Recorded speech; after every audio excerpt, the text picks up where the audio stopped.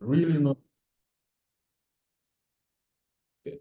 So starting a business is really not easy. Ndio maana wengi ambao wana sustain kwenye hizi issues za biashara ni wachache sana, kwa sababu they enter into a business having this notion ya kwamba things will be good, okay, and then unakuta mtu unaweka a worst case scenario, ambayo worst case scenario ambayo umeiweka in the books, ukija in the real life of business unashangaa ile worst case scenario ndio the best case scenario. So that ndo kitu ambacho watu wengi huwa wanakosa sasa ile resilience ya kupiga kazi, kwa sababu to be honest business is really hard when it comes now to making sure kwamba it is sustainable, it is surviving the next day until ufike a point where now you can say you're making money from revenue. When I say revenue, namaanisha kwamba you're making money from actually selling your product. Until ufike your point ya kusema kwamba you're making money from actually selling a service or a product, na ndo inasaidia kusustain hiyo biashara, just know kwamba umeshapitia muda mwingi hapo mgumu sana.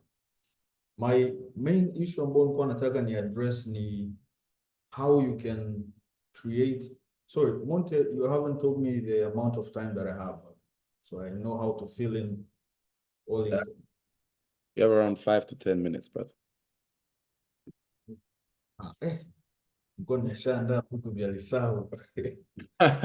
Let's do 15 minutes. I know the people on that will scare story. Let's do 15 minutes. Keep doing the podcast, I say. So kwenye mtaka nielezee jinsi gani ya kuweza create a global business from the ground up, just in a nutshell, kuweza kujua kwamba, because I believe the essence of the webinar is to help entrepreneurs, and the best way to help them ni to provide actually how should I say it, the content ambazo mtu inabidi anazijua when it comes to actually creating a proper business. Kwa hiyo when you want to create a global business, which I believe most of you should have such goals, and not have goals ambazo unategemea labda create kitu kidogo. I believe most of us should have the goals of creating a global business. That's why nataka kuelezea hiyo. You need to find a product or sort of a business ambayo ina tick out 3 boxes. One is sustainable, the other one is scalable, and the other one is synchronizable. So briefly, when we talk about sustainability, tunaongelea biashara ambazo zina uwezo wa kustahimili vikwazo. Okay, umeona kama hichi kipindi cha COVID, a lot of businesses died kwa sababu they were not sustainable. Hawakuwa na risk mitigation systems ambazo zimewekwa kuwasaidia waweze kuwa sustainable kwenye events kama hizo. So hapa ndo tunaangalia masuala ya business modules. I think I'll provide a document ambayo inaelezea hivi vitu. So kwenye sustainability, you're talking about business models ambazo ziko flexible. Ukiangalia makampuni kama Nike, they have moved from having a 5-year strategic plan all the way to having a 3-month strategic plan. Kwa unaona kabisa kwamba things are changing fast. So you need to have business models ambazo zina change haraka. Kama business models, for example, kama subscription models, business models kama commission-based models. Hizi hapa ndo biashara ambazo zina uwezo wa kuwa sustainable in time. The other one is scalability, meaning kwamba biashara yako ina uwezo wa kufikia watu wangapi. Okay? In terms of how fast it can reach these people na how relevant hii biashara ni kwa watu wengi, kwa wingi wa watu wengi. So this means unaangalia pia na swala zima la market ambayo upo. Kama Tanzania hapa, ukisema kwamba let's say mimi hapa na I have this investment advisory firm, lakini tuna product ambayo tuna provide education. Okay? Sasa mbongo umwambie kulipe ili umfundishe sijui masuala ya trading. Sio rahisi. Okay? So you come now to understand kwamba if I was in the US and I was doing this kind of business and I have this product, it would have been doing well, right? Ningekuwa na uwezo wa kuuzia watu wengi na it's quickly scalable. Lakini kwa Tanzania haiwezi kuwa scalable fast. So hapo sasa ndo unakuja una implement vitu vingine ambavyo vinaitwa kama hizi business models zinawasaidia kwenye issue nzima ya pricing. Umeona kama Apple kwenye nchi kama China, I believe ndo wanazo zile no, actually sasa hivi ni dunia nzima wameweka hiyo kulipia kwa installments. Kwa kuweka hizi pricing plans, you might have a proper product ambao maybe one of you guys mna product zenu uko tayari and unapata shida ya kujua jinsi gani inaweza kuwa scalable kwa sababu umeona labda in the US iko scalable na inafanya vizuri. I think one of the things ambao unaweza ukaangalia ni swala zima la a pricing system ambao unaweza ukaimplement kwenye market. Kwa unaweza ukaamua utengeneze labda an installment plan ambayo ipo relevant kwa Tanzania. I hope I'm making sense. More English. Oh, okay. Kelvin from Zimbabwe, if I believe. Huh? All right, so I'm going to use English, guys. When we're talking about hiyo swala zima la scalability, umeona kwamba tunaangalia business modules ambazo unatumia, ambao suggested kwamba if you have a business and you want to start it, angalia kama hiyo biashara yako ina lie within a subscription based business module au a commission based business module. Okay? Hizo ndo kidogo sasa hivi kwa duniani they are doing well when it comes to case study ya kuangalia mabiashara mengi. Lakini unaweza ukawa una a very good business module, lakini your product may still not be performing well. Okay? The reasons that is huge factor for a product not to perform well is pricing. So you can see, you can find a way of how you can create a pricing system that is attractive to the market that you're in. As I said, for example, in Tanzania, the educational system, if maybe you're providing an educational service, most people do not really opt to pay for an educational service. So you can find a way of how you can create maybe an installment plan that would favor a lot of Tanzanians. So that is how you create a scalable business.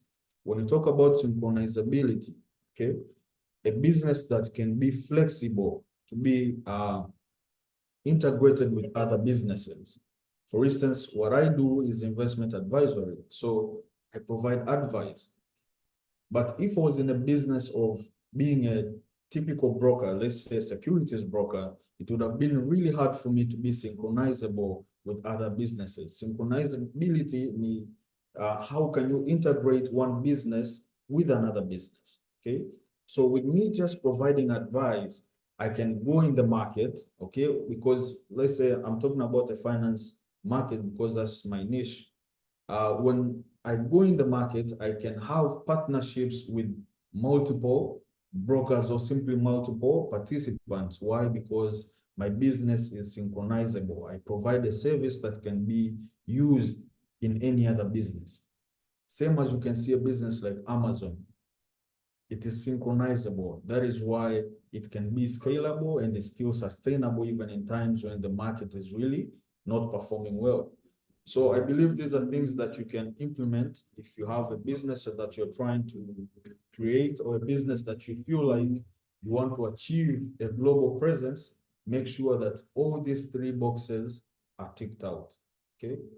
So I believe that's something I can leave you guys with. When we continue engaging these webinars, we'll keep learning a thing or two. Thank you very much, Brever. And yeah, as you said, there's someone from outside of Tanzania, so we shall try to keep as much English as we can so that everyone can learn and understand what we're talking about. Now, before we proceed forward, I would like to announce to you guys regarding our upcoming event that is coming up and giving everyone an opportunity in here to come work with us or say join our team in the sense of end of the day, you will be receiving a commission and also you'll be connecting with us more. Now, what event do we have coming up? Yes, we're gonna be hosting Vusi. And for everyone who doesn't know, I want them to pull up their phones, go on Instagram and search for Vusi. He's a very well-known speaker and he is tremendous. Like he is so good. And he's gonna come talk about different things that people can come. I'm pretty sure he's gonna come about entrepreneurship, resilience, a lot of things. Now, we are going to announce probably in the coming few weeks, but we wanted to give you guys an opportunity to know from now, so that you guys, whoever wants to come work with us, can DM our Instagram page, Connectors Club TZ, or the phone number that I'm going to paste below. I shall paste it below. You can send a message. I'll put in 2 numbers. You can send a message. Now you can be part of our sales team that helps sells the tickets to everyone, to other people, and announce it to a lot more people.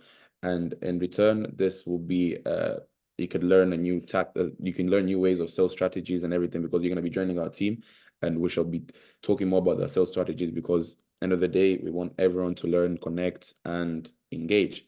So, and also, as I said, just a reminder, we have our community called Connectors Club Community, where we talk about different things. We interact with people, we share value there, we share education in there. And I would really love for the people that joined here to join, because it is very, very much beneficial. And one of our co-hosts here has displayed the link to our Instagram page for the people that would like to DM us regarding this, how to be in our team, and how to join us for our new and upcoming event, which I believe will be a very, very much big event. And also, may I say, this is another good thing for the people that joined. For everyone who joined, can they take a picture of this this Zoom meeting? They can post on their Instagram stories. But also, the fact that you joined here, we shall offer you a discount on the ticket when they come out. Now, that is a very, very big step for everyone that is here. You never know, it could be 50% just for the people that joined. So make sure you take a picture as for proof. When you DM us, we shall give you the discount prices. Yeah. To proceed forward, may I invite Mendez, who is a very well-known entrepreneur, but also a politician. He shall also have to say a thing or two. I hope you guys are taking notes, because Brever said a lot of things about business not being sustainability, how as a business you should try to start thinking about installment plans, because that's where the world is going. Not everyone can afford, and the inflation is growing and prices are going up. So not everyone can afford the price that you set, but there are ways to tackle these prices on how to get what price you want, but also to help the consumer. By, as he said, you can install for the people that live abroad that understand this very, very, very much clearly. For example, in UK, I know there's something called Klarna. Now, Klarna helps you pay in installments, in 4 installments. So, for example, if something is 10,000 shillings, they give an offer to pay 2,500 if in 4 times. So, for the people that want to be businesses, maybe you can try to think of this. It is not an easy plan, because as we all know, we're from Tanzania or Africa. Not everyone is transparent. So just take notes. You could find a way to make this better. But let me give the floor to Mendez. Mendez, if you may start.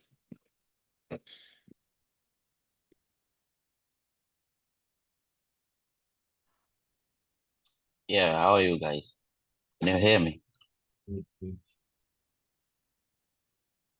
Can you hear me? Like, can you confirm? Okay. It's like I can say good evening because it's around 4:30 in the evening in the UK. My presentation is more broad into Swahili. Excuse me for people who want to understand Swahili, or we can have a coverage on later on. Regarding firstly,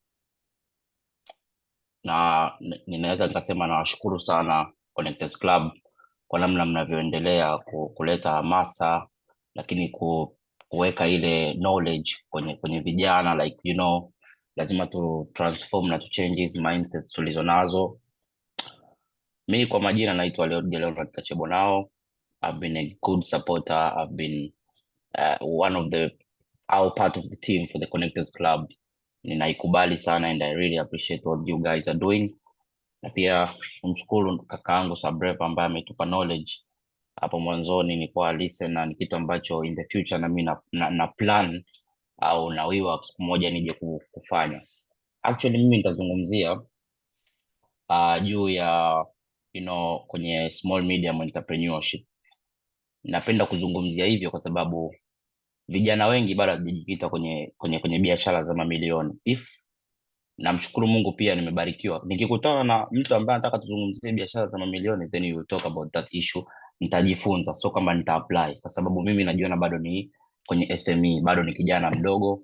So basically, who is Leo Mendez? Leo Mendez is a kid ambaye ni kijana mwenye umri wa miaka 24, na pia hii ndio presentation ya kwanza ambayo naweza nikatoa testimony au nikatoa ile encouragement, oh you guys what to do. Najua there are some of my friends listening here, naweza nikaona kina Fizo and others like they know. Kwa hiyo huyu kijana anatokea katika familia ya wapambanaji, though sura ama taswira inaweza ikaonekana ni kijana ambaye anatokea kwenye familia ya kitajiri. Nilipofika 2020 mimi nimaliza form 6. My presentation is based on a story telling and it's a true story, kwa sababu itakuinspire. Mambo ya biashara kuna key cause ambazo umejifunza darasani. You know about discipline, you know about capital, you know about this. Mimi nitakufundisha kwa sababu kuna regional based business. Kama mlisikia podcast ya Modeo alichokuwa anazungumzia na Brever amegusia, kuna biashara ukizifanya kwa Afrika ni rahisi kufanikiwa, lakini kwa ukizileta UK au ukizileta Europe ama ukizileta USA ama tuseme abroad, utazingua au zitakucheleweshea kufanikiwa. Na kuna biashara zipo huku nikiziapply Afrika zitanicheleweshea kufanikiwa, au yani hivyo, like kama mmenielewa, that's the concept ambacho nazungumzia. So as an SME nazungumzia capital ama biashara ambayo unaweza ukaanza kwa mtaji wa milioni 2 mpaka milioni 5, sababu wote tunahitaji tu kwenye hiyo issue. Kwa mimi as I was growing up, my dad is a farmer, lakini pia a businessman, au naweza kusema an entrepreneur. We are doing agribusiness.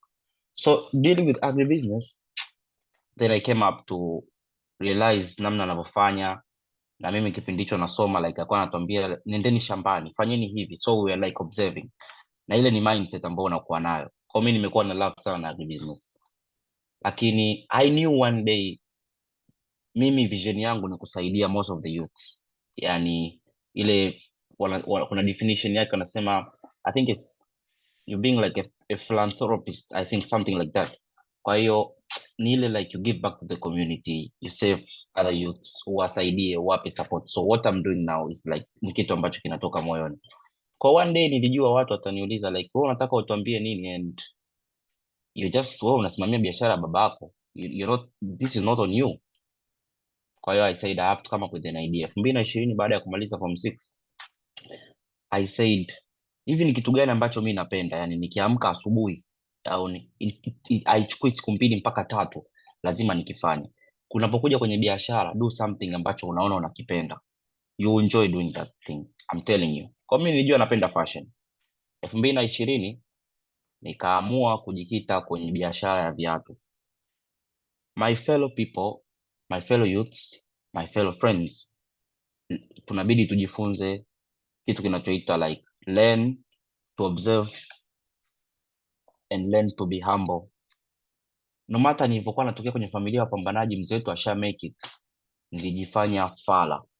Na hapa hii technique, nilijifanya fala, like nikachukua ile pride sijui na nini kwamba mimi kwetu ninaweza nikafanya hivi na hivi, nikaweka pembeni. Mimi nigeuka muuza viatu.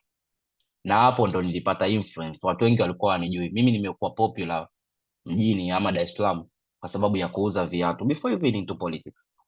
Kwa anayekumbuka 2020 nilianza biashara. Let me tell you how I was learning. Kuna mshikaji wangu anaitwa Howardson, ana brand yake ya Gent Tools. Alikuwa anafanya biashara ya viatu. Nikamfuata nikamwambia, brother, I need to learn from you. Sasa hapo ndo we have to pray, ndo inakuja faith. You have to let God make you meet the right people ambao watakuvusha into business. Unajua business tunaposema right people, kama mimi biashara yangu sasa hivi ina prosper kwa sababu Mungu amenikutanisha na watu sahihi. Hata kama ina prosper kwa udogo, lakini kwenye vision ambazo niliziona ndo inakoelekea. Biashara hizi tu ikatoka eti miaka 2 ushakuwa vunja bei. Hujui vunja bei amepitia magumu mangapi back then mpaka anakuja kutoboa. Is in his 30s and something, anaelekea 40s. There is a lot amepitia, lakini amekuja kupata umaarufu like miaka 9 labda iliyopita mfano, lakini ile miaka 10 kabla hiyo miaka 9 hujui amepitia nini. Kwa huyu Howardson nikasema I observe, yani take notes kwamba in business unabidi ufanye something that you love. Then sasa kama unaanza as an SME, mimi hiyo itakuwa lecture issue nyingine, au itakuwa ni issue ya kuzungumzia mambo mengine kama ni biashara kubwa. Leo I'm talking about SME, like a small medium entrepreneur. Ili uanze kwa especially nchi zetu like this region of EAC, lazima utafute watu wanaofanya ile biashara ambao una willing kuifanya, jifunze kupitia wao. Mimi nigeuka dalali. Kwa Hodgson alikuwa analeta viatu, then I would take pictures, naenda kwake, I take the pictures, I build my own brand through the, naweza kusema social media. Kwa hiyo nikaanzisha my own brand ambayo ni LGF. No matter ule mzigo haukuwa wa kwangu, lakini nikasema siweze nikaweka capital, sijui biashara inaendaje. Kwa hiyo Hodgson akawa anauzia bei ya jumla, then mimi nikipost Instagram, sasa brand yangu ninawaaminisha wateja wangu kwamba hivi viatu ninavyo mimi, lakini in terms mimi ni dalali. Sasa bongo kuna ile mindset, kinachotuharibu sisi ni mindset. Mtu yani mimi kesho nikawe dalali, yani neno dalali nitaonekana vipi? Sisi huku kuna watu tuna trade nao coffee, mtu ana ofisi yake Netherlands, yeye anajiita trader, yeye anafanya import and export. Yani mimi ni vigumu kwenda kulijua soko la Ujerumani, soko la Ufaransa, yeye yuko Uholanzi, lakini kahawa ya Tanzania, Rwanda, Kenya anaichukua, anaipack, yani anaistore pale Netherlands. Hao wazungu wenzie wanakuja kuchukua pale Netherlands. Kwa hiyo lakini yeye informality, yeye ni dalali, lakini wenzetu wamestructure biashara, is a trader. Kwa hiyo udalali weke pembeni. So nikaamua nipambane. Hodgson ananunua bei ya jumla, tena sometimes ananiuzia mali kauli, like naenda nauza. So then I understood the business. Sasa hapo nishapata experience. Kama una mark the notes, nimezungumzia kitu cha kwanza, unabidi kwamba wewe ujue kwamba ni kitu gani unachokipenda into business. Cha pili, kama ni SME ukitaka kustructure, lazima Mungu akusaidie akuongoze upate the rightful people. Cha tatu ni kwamba lazima ujifunze, yani uwe humble, ujifunze ile biashara inakwendaje. Sasa cha nne ndo tunakuja kwenye masuala ya experience. Sasa ushapata hayo mambo matatu nilozungumzia, unaanza experience kupitia huo udalali. I was like just a kid, you know. Kwa ile brand yangu na inakuwa. Mwenyezi Mungu mimi alichoni bless na ninachoshukuru ni masuala ya digital marketing. I'm good at it, na ndio kitu ambacho kimenifanya ni prosper. When you see my social media you understand. Hiyo nitakuja kusema next time. Ukiangalia how our company is growing na nini hivyo, our website very outstanding. Sasa kwenye masuala ya digital marketing ndio nikawa na push ile agenda masuala ya viatu, then nikaanza ninakutana na masuperstar, mwingine anakulilia like asifanye hivi. Sasa kwenye kubuild brand kunakuwa kuna matatizo, kwenye kubuild brand kunakuwa kuna sacrifice, kuna mambo mengi yanatokea. Nitapa hii formality. Mimi nianza biashara mwezi wa 12, kwenye mwezi wa 3 ndo nikaagiza mzigo wangu wa kwanza kutoka China. Like hapo basi nishajifunza biashara, nikaingia Alibaba, nikasearch, nikafanya nini, nikaingia na ule mchina hadi WeChat, then hivyo that's hustling, you know, utakuwa creative as unavyokwenda. Nikaenda pale nikachukua the details na nini, nikaenda nikaangalia kweli mchina kanyoka, ameniambia 1 2 3, nikafanya payment yangu ya kwanza. Mimi mara ya kwanza kabisa mimi nitawachekesheni, niliingiza pea 10 kupitia Howard. Yani hapo ndo unajiona kama umeimport. Hapo kwenye nimepigwa pea 10. Sitoambia the price na nini hivi, nitakuja kuviweka like, ni kama confidentiality, lakini siku moja nitakuja kurelease nikiandaa ile concept nzuri yenyewe like a story ambayo ni base story na inafundisha watu entrepreneurship. Nilipoandaa zile pea 10, kuna video ambayo nitamani ni preview hapa, sema basi tu nitaitafuta next time, labda nitaipost on my stories. Nikaenda Wasafi bwana, nikasema like nataka nifanye promotions. Ndio unapokuambia kwenye sacrifice. Nilipoenda Wasafi pale ofisini, nikakutana sasa na kina you know Romy Jones, kina Leromi na nini. Sasa mimi bicho lina kwenda sasa, ndio entrepreneurship target yangu mimi. Nikasema Mwenyezi Mungu, mimi na sacrifice hivi viatu, lakini hao jamaa kweli wafanye. Kwa sasa jamaa nikaa najua basi nitarudisha ile buying price. You can't imagine what these guys did. Anakuambia bwana, mimi nitakupostia like I want it for free. Najua hata sasa Brever amekutana nazo hizo. Master wanataka hiyo, yani kwamba si tufanye hivi au mimi nitachukua for free, then I'll do for you promotions and everything. Ni sacrifice viatu 6. Sitaki kumention watu waliochukua pale, lakini if these guys watu kama ni follow, moja nitakuja kutoa. Kwa in that 10 hizo 10 shows I lost 6, ni lose 6. Then nikabaki na 4. Lakini a good lesson is that kwenye biashara ndo tunaenda unachukua notes. Sasa inakuja ushapata experience, umechukua capital, umeinject na umeimport vitu vyako mwenyewe au biashara products zako mwenyewe. Unapokuja kwenye promotions zina sacrifice. Msiona watu wanatumia kina Mwijako, kina Babalevo, watu kama Silent Ocean na nini, hao watu washakuwa wakubwa, lakini wafanya biashara wadogo unamwona kuna jamaa anampa Doto Magari pesa, Doto Magari afanye kama anakula chakula chake, those are promotions, na watu wanapambana. Yule atampa chakula bure Doto Magari, lakini kuna wateja watakuja kununua chakula ambao ni influence through Doto Magari au influence through Baba Levo. So pitch me brand yangu ilianza kuprosper. Huku nje najitia utaita. Sasa hapo ndo ustahimilivu. Najitia utaita kama vile hela ipo. Kumbe nimepoteza viatu 6. Mtu akiniuliza Diamond alikulipa na Romy Jones alikulipa. Yeah, they pay well 1 2 3. As ustahimilivu into business, it's kwamba hawa jamaa wamenilipa indirect. Na you have to be smart. Ni nani ambaye unafanya naye promotion? Huyu kweli atakupa insights za product yako? Yani utaona kuna insights. Unaweza ukampa mtu ambaye sio sahihi wa ile biashara. Then from there kina Juma Lokole, no matter their name is you whatsoever, lakini kikubwa ninachojua kuna watu wanamwangalia, leo ataniletea wateja. Kwa hiyo nikafanya promotions na nini, ndo biashara ikae inakuwa. Sasa ikishakuwa biashara na promotions, kitu ambacho kikubwa kwenye sisi SMEs waga tunasahau ni ile customer relationship, mahusiano yako na wateja. I was very humble. Ninajua kabisa yani hivi na hivi. Mimi nimepata washikaji wengi through delivering ya viatu. Kuna muda nikaweka ile free delivery and I was mimi mwenyewe nilikuwa na post kwenye stories zangu za Instagram kwamba nakufikishia mimi mwenyewe. Kwa kuna watu wakawa wanapenda like yule dogo tufanye hivi tumsupport. Kwa hiyo sometimes zoko ukajiona umefanikiwa umetengeneza kama milioni 2, milioni 1, it just settled. Hata kuletea bodaboda. Yule mtu ataletewa na bodaboda. Je, umefanya naye mahusiano? Is there customer relationship? Mimi 80% ya wateja wangu nilikuwa nawafahamu. Isipokuwa tu wa mikoani. Na wa mikoani tulikuwa tunaseviana, anajua status yangu, nimemsave jina lake, mteja labda nimkumbuke LGF Singida. Nili sentence refu lakini akinitumia message nitakumbuka. Akinipigia simu nitakumbuka. Kwa sababu tunasahau, tunakutana na watu wengi. Kwa ile customer relationship, wale watu wanakusemea kwa watu wengine. Mimi kuna siku you can't imagine, sina mzigo, nimeenda kwa Howard, nimechukua viatu pair 5, nikamwambia I'm coming, naelekea posta. Nimefika pale, ndio hiyo customer relationship. Na mdelivia mzigo jamaa, then akasema like okay, kuna washikaji zake ni apartment. Dogo vile viatu 5 vimeuzika pale pale, the same sizes. Niomba Mwenyezi Mungu like, lakini yule jamaa amewaaminisha wale jamaa. Huyo dogo anafanya hivi, ni viatu ni vya kwake, tumsupport. Kwa mimi nimerudi tayari ile siku nimefunga na faida. Mzigo sio wa kwangu.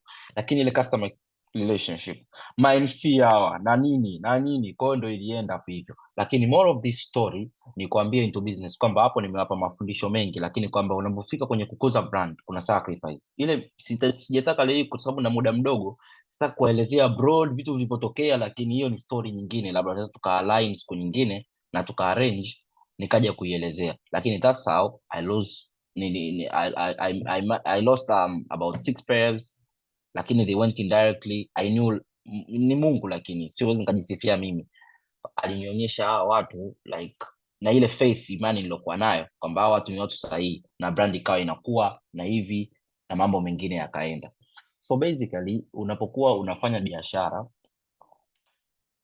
wewe jipangie scale ya biashara ya product yako unavyotaka iende. Ndugu zangu na marafiki zangu, cha kwanza kabisa usikae kufikiria kwamba your friends watakusupport. Do the business that you love and you target your own market. Mimi marafiki zangu kipindi kile walikuwa ni wanachuo, wako UD, wako Alvi. Walikuwa hawezi kuafford kununua kiatu kwa 1,500,000. Na viatu vyangu mimi vilikuwa ni corporate kwa sababu I had a dream to niwe ofisini. I was seeing like my customers are corporate people from the banks, hivi na hivi. Kwa hiyo nikawa nafanya ile corporate business shows na nini hivyo. Kwa hiyo ni target kwamba mimi wateja wangu ni corporate. So washikaji zangu. Sasa tunapoumia kama mfanyabiashara mdogo, ni unaingia unasema, nikianza hii, Brever, Fizo, Montey, Baz watanisupport. Fizo ana issue zake, sisi tuna mambo yetu tunapambana nayo. Sio kwamba wakusupport. Watakupostia siku ya kwanza, siku ya pili, siku ya tatu atakwambia wewe, hebu usipitie kwenye mgongo wangu. Yani hiyo ni kawaida ya binadamu. Yani sasa this is too much. Mtu mwingine atakuja kukuungisha, marafiki zako sio kwamba kusupport, lakini wao pia wana changamoto, wanapitia na mambo mengine. Haiwezi kumbebesha msalaba wako. Mtu ambaye anaweza kubeba msalaba wako ni wewe na familia yako, baba yako na mama yako. Ni that family ndio atakaa kuumia na kuobserve. Marafiki zako pia na wenyewe wana fight because their families are looking after them and everything. Sio kwamba hakupendi wafanye nini. That's called growth na ustahimilivu nilichokisema. Kwa hiyo target your own your own audience kwamba bwana hawa ndo my customers 1 2 3. From then ukiweza kujua kwamba sitojali marafiki, sitojali hivi na hivi, you don't have to give up, mambo yatakwenda. Hasa baada ya ile biashara ikaprosper, kuna ile video niliwahi kupost TikTok, nimepitia magumu mengi, siko hapa kuyasema leo, lakini ile biashara ilikuwa kiasi cha kwamba ilinichukua kama miezi 8 kuwa na mtaji wa kutengeneza store na capital. Lakini bado nawapeni tu mfano. Uliofika ule ni kama baada ya mwaka ndio nilipata, yani nilivyoanza mwenyewe mwaka ni experience ya biashara, lakini miezi 8 ni mimi mwenyewe baada ya kuachana na Howard. Yani nikawa nafanya these are my own products, inakuja ni 100% profit on me na hivi, no matter kutoka kwenye ile brokers system na mambo mengine. Kwa hiyo what I'm trying to say, baada ya kupata ile fedha, mimi nilikuja nikatapeliwa mtaji, kitu ambacho hata sometimes kuna ndugu yangu hapo Fizo anapitia. Leo nikitamani ni preview ma documents ya Ostabei na nini, it's very stressful. Into business utakutana nazo hizi, people don't say it out. Unaweza ukatapeliwa, unaweza ukafika muda ukajiona we ni mjinga, ukajiona like hii hela bora ningeenda Elements nikatumbua pesa hii, yani like huu ni ujinga gani, yani ukajiona like I say I've lost a lot of money here.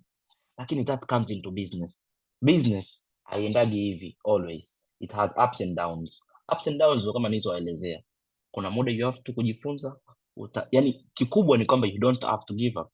Mimi naweza nikasema ni part of vijana wadogo wachache ambao nina record, ambao sio kwamba unajisifia, ninawaambia leo kwa sababu ya ustahimilivu. What's the record? Mwezi wa 9 tarehe 1 2021, I do remember, aliingia mkataba yale contract na pale frame za Sinza kwa Remi. Sawa? Pale frame nilikuwa nalipa 800,000 kwa mwezi. Ndio hiyo sasa nimeshapata ile faida, then nilinject ile capital pale, nikasema this is my shop. People who know me, the shop ilikuwa imekamilika, the interior designing and everything. Nilikuja kutapeliwa mtaji. Imagine mtaji ulinitoa kwenye reli. Hasikufiche mtu. Yani ukolipa ile kodi 800,000 kwa miezi 6 is 4.8. Then unafanya interior designing ni almost kama 4 million, kuweka na mabango na vile vimanini nini, you know, hivyo. Kwa bango liko nje, bango liko ndani and everything. Biashara ni inaonekana like oh, huyu anakuja kumalizia, bado finishing. Imagine mtu anakuja kunitapeli mtaji. Na mtaji wangu mimi kwa 5 million. Na hiyo hela sijai kutoa kwa outsource, yuko kwenye biashara vingine nilivyokuwa nafanya pembeni. Mimi na principle moja, biashara hii itajiendesha yenyewe, ife ijione inakufa, unless nione like I wanna rescue it, iko chini kabisa. Ndio maana kuna watu wanashindwa kuchanganya. Mtu anamwambia Mendez, sasa hivi uko ofisini, hii biashara yako ya viatu imeenda 1 2 3. Hiyo nitakuja kuzungumzia the next day. So what happened, kama kwenye business kuna ups and downs. Nilitapeliwa mtaji, nilizunguka na ile jamaa polisi na nini, amekuja kunilipa, it's late. Unajua our systems work, unapopambana na mtu kesi, kuna watu utawalipa, utafanya nini kwa ule mtaji, ni kama unaugawanya nusu ukija ku take over. Hata ukisema unazidisha hela ile, your time is not payable. The time of your product kurudi tena sokoni sio rahisi ku catch up. Ni watu wachache ambao wanakuja wana catch up. Kwa siku give up, lakini it took me miaka 2. Mwaka jana 2023, mnamo ulikuwa mwezi wa 9 kuja wa 10, nikafungua lile duka. Imagine 2 years unalipa rent. Mimi pale majirani zangu wameniita Freemason, wamefanya kila aina ya kitu, lakini nilishikilia kwamba bwana, hii hela na inject kwenye politics, siwezi nikarudi huko. Hiyo ni discipline, kwamba yani nitoe hapa, ninajua naenda safari Dubai kufanya agribusiness 1 2 3, nitoe hii hela niingize kwenye biashara ya viatu. No, nasema like Mwenyezi Mungu atanipa hela nyingine, hebu ngoja kwanza hii nikaifanyie effectively ili izalishe nije kukomboa huko. Lakini kitu ambacho sitokuja kusahau ni kutokukata tamaa. Yani mimi nilisema sikati tamaa. Marafiki zangu walisema, watu waliniona dogo akishua anatumia hela vibaya. Everybody, mtu atasema kwa ndana, yani sisi binadamu, mtu atakuja ajue mpe tu heading. Lakini my friends, sikukata tamaa. It took me 2 years. I'm paying rent there na sikukata tamaa. Na hii biashara ni biashara yangu. Nyumbani kwetu they are not supportive at all, kwa sababu my dad always he was preaching, anataka sisi tusimamie biashara zake, twende chini ya, you know how hata sisi tukija kuwa watu wazima, hata Brever au nani akija kupata mtoto, ukishatengeneza ile wealthy, unajua there is a business after this wealth kabisa, unaona like now biashara imekwenda, do or die, things are going on smooth. So I have people to come and observe who will have passion with the business, lakini pia who will who will be like fully concerned of this business, ambao ni watoto wako, ndugu zako watakula hela, watakimbia na nini. Kwa mzee wetu alitutaka sana tuje kusimamia biashara zake. Mimi nilikuwa najua this day will come. Leo nimeongea na Connectors Club, lakini there is a day I'll talk to 1 million of youths in Tanzania. I'll talk to thousands of people trying to tell them no matter I had a family, kwa kuna hii family business that was waiting for me. Mtu anaweza akachanganya, lakini ninakupa hii basic story. Waliokuwepo kwa ule muda mjini wananiona nafanya delivery, napambana mwenyewe, nimenusurika ajali za bodaboda, mambo mengi pale Makumbusho. Watu wamenishangaa mara mbili, like dada anataka kuwagonga and something like that. Kwa hiyo kikubwa ni kwamba I knew there is a day will come, watu wataniuliza like, wewe unatuambia nini kwenye biashara? Sasa mimi ninachokwambia ni kwamba don't give up. Unaweza kuwa unafanya biashara yako, na hapo ninachotaka kukwambia ni kwamba mimi niliweza, no matter what niliweza, kwa sababu my vision ilikuwa ni kwamba hivi naweza nikaanzisha brand yangu ikaja kucompete na other brands Tanzania. Nilikuwa kijana mdogo na umri wa miaka 20 by then. Nilipambana mwaka mmoja na nusu. Ukizungumzia wauzaji wa viatu au very popular kwenye bespoke zote, ukienda kwa mtani nishafanya naye kazi na Jux na kina nani hivyo ndo kwanza una connect na watu pia. Nimesahau kuambia, kuna biashara ukifanya you connect with people na wana leverage up. Kufanya na kina Mario, with Diamond, with other superstars na nini hivyo, hao watu wa fashion, watu wa designings, ma MC, viongozi, yani every type of people nilifanya nao biashara. Kwa hiyo ni kwamba you don't have to give up, yani no matter what. Na nimewaonyesheni, sio kama naongea tu, nime experience 2 years paying rent no matter what. Sasa kwenye hizo 2 years nilikuwa nalipaje rent, kwa sababu walikuwa wananijua mimi. Imefika muda nobody knows about this, na mimi nawaambia ninyi, labda washikaji zangu wa karibu wanakumbuka. Ilikuwa ni birthday ya mshikaji wangu anaitwa Yoni. Mimi asubuhi yake imebidi niuze simu yangu, nilikuwa natumia 12 Pro Max, sawa. Nilikuwa ndo rent inakaribia kulipiwa, kwa nimekimbia kwamba inabidi ni secure my rent. Kwa hiyo I had to sell my phone. Nikapata jamaa mmoja akanisaidia iPhone 6 Plus yake, yani natoka 12 Pro Max hadi iPhone 6 Plus. Lakini ninajua hapa nitapambana, nitasingizia hiki, nitamwambia sijui hivi, utamlilia nani, utapambana hivi, utachukua mikopo, nitarudi hivyo. Kwa hiyo kuna mshikaji wangu mmoja akaniona, akaniambia, baba, kwenye masuala ya simu ukisharudigi nyuma waga urudi mbele tena. Unajua tena kuna zile like sisi tunakatishana tamaa. Yani kama leo hii ulikuwa unaendesha range, mtu akutane na wewe una crown, alafu mwambie unajua matatizo ya maisha, anamwambia baba, unadhani unaweza kurudi nyuma ukapiga comeback? Hamna kitu kama hicho. Kwa hiyo nimepitia, yani kwamba watu watakusema, watu watakukatisha tamaa, people watasema, yani they will say until they will say, lakini kikubwa wewe usilose focus yako. Una mission yako na vision zako, pambana nazo. Vision yako unaiona wewe peke yako, mimi sioni, baba yako haioni, nobody will see your vision. Wewe ukienda kulala, ukiamka, you're the one who will see your vision. You're the one who will know like my business nitaifanya hivi, nitaifanya hivi, nitaifanya hivi. Na usiogope mtu mwenzio kukopi biashara yako, lakini ogopa mtu kukopi methodology yako. Yani wewe methodology yako is secure. Ndio maana Dubai, sijui hata Kariakoo wanauza vitenge hapa, frames zimejipanga wako labda 50 wanazungukana, wanauza nguo wako 100, lakini kila mtu ana methodology yake. Hata kama wakiscale price margin sawa, lakini methodology ni tofauti, customer experience ni tofauti. Everybody, yani you have to secure that into entrepreneurship. Your methodology usiattach na mtu, yani hata mtu wako wa pembeni asijue methodology yako. Mwache tu aseme nataka nifanye biashara kama Brever, na mimi nitaenda kutoa lecture ya elimu ya masuala ya forex na nini, lakini methodology ya Brever hakuna mtu ambaye yeye anabidi outsource kwa watu wengine. Anaijua yeye na ubongo wake, yeye na imani yake na vision alionayo yeye. Hata akija kunielezea mimi vipi, mimi ni kazi yangu ni moja, binadamu tulivyo, asilimia kubwa. Don't quote me, usinikoti vibaya. Babu, hii biashara haina kitu kwa Tanzania, utaenda utapambana, there is nothing you'll do, achana nayo, fanya hivi au hivi, hapo utapata watu, Kwa hiyo don't give up, focus na uendelee kupambana wewe mwenyewe. Kwa moral of the story, ndio hiyo story yangu ya entrepreneurship. Leo nilikuwa nataka ni sketch on SMEs, nimechukua dakika nyingi, lakini what I wanted to tell you guys ni kwamba nimekupitisha kwenye ile scale, na kama umenote umejua vitu vyote. Kijana yoyote, before unachukua capital yako kuingia kwenye biashara, you have to learn through wale watu ambao wana experience.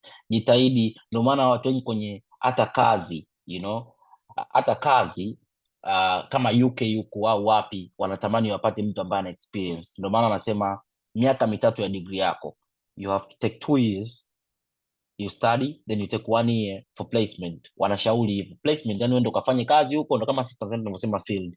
Lakini unajua field watu wanavyoichukulia field, unapewa kikombe ukafanya hivi. Huku unafanya kazi kweli. Yani mimi nasomea labda HR, ukienda kufanya internship sehemu unakuwa assistant wa HR, ama unakuwa unafanya hivi whatsoever, ulipwi, lakini utafanya kazi na majukumu kama HR, uta observe the reports. Kwa hiyo kama notion au knowledge ipo huku, kwa nini usiapply kwenye biashara?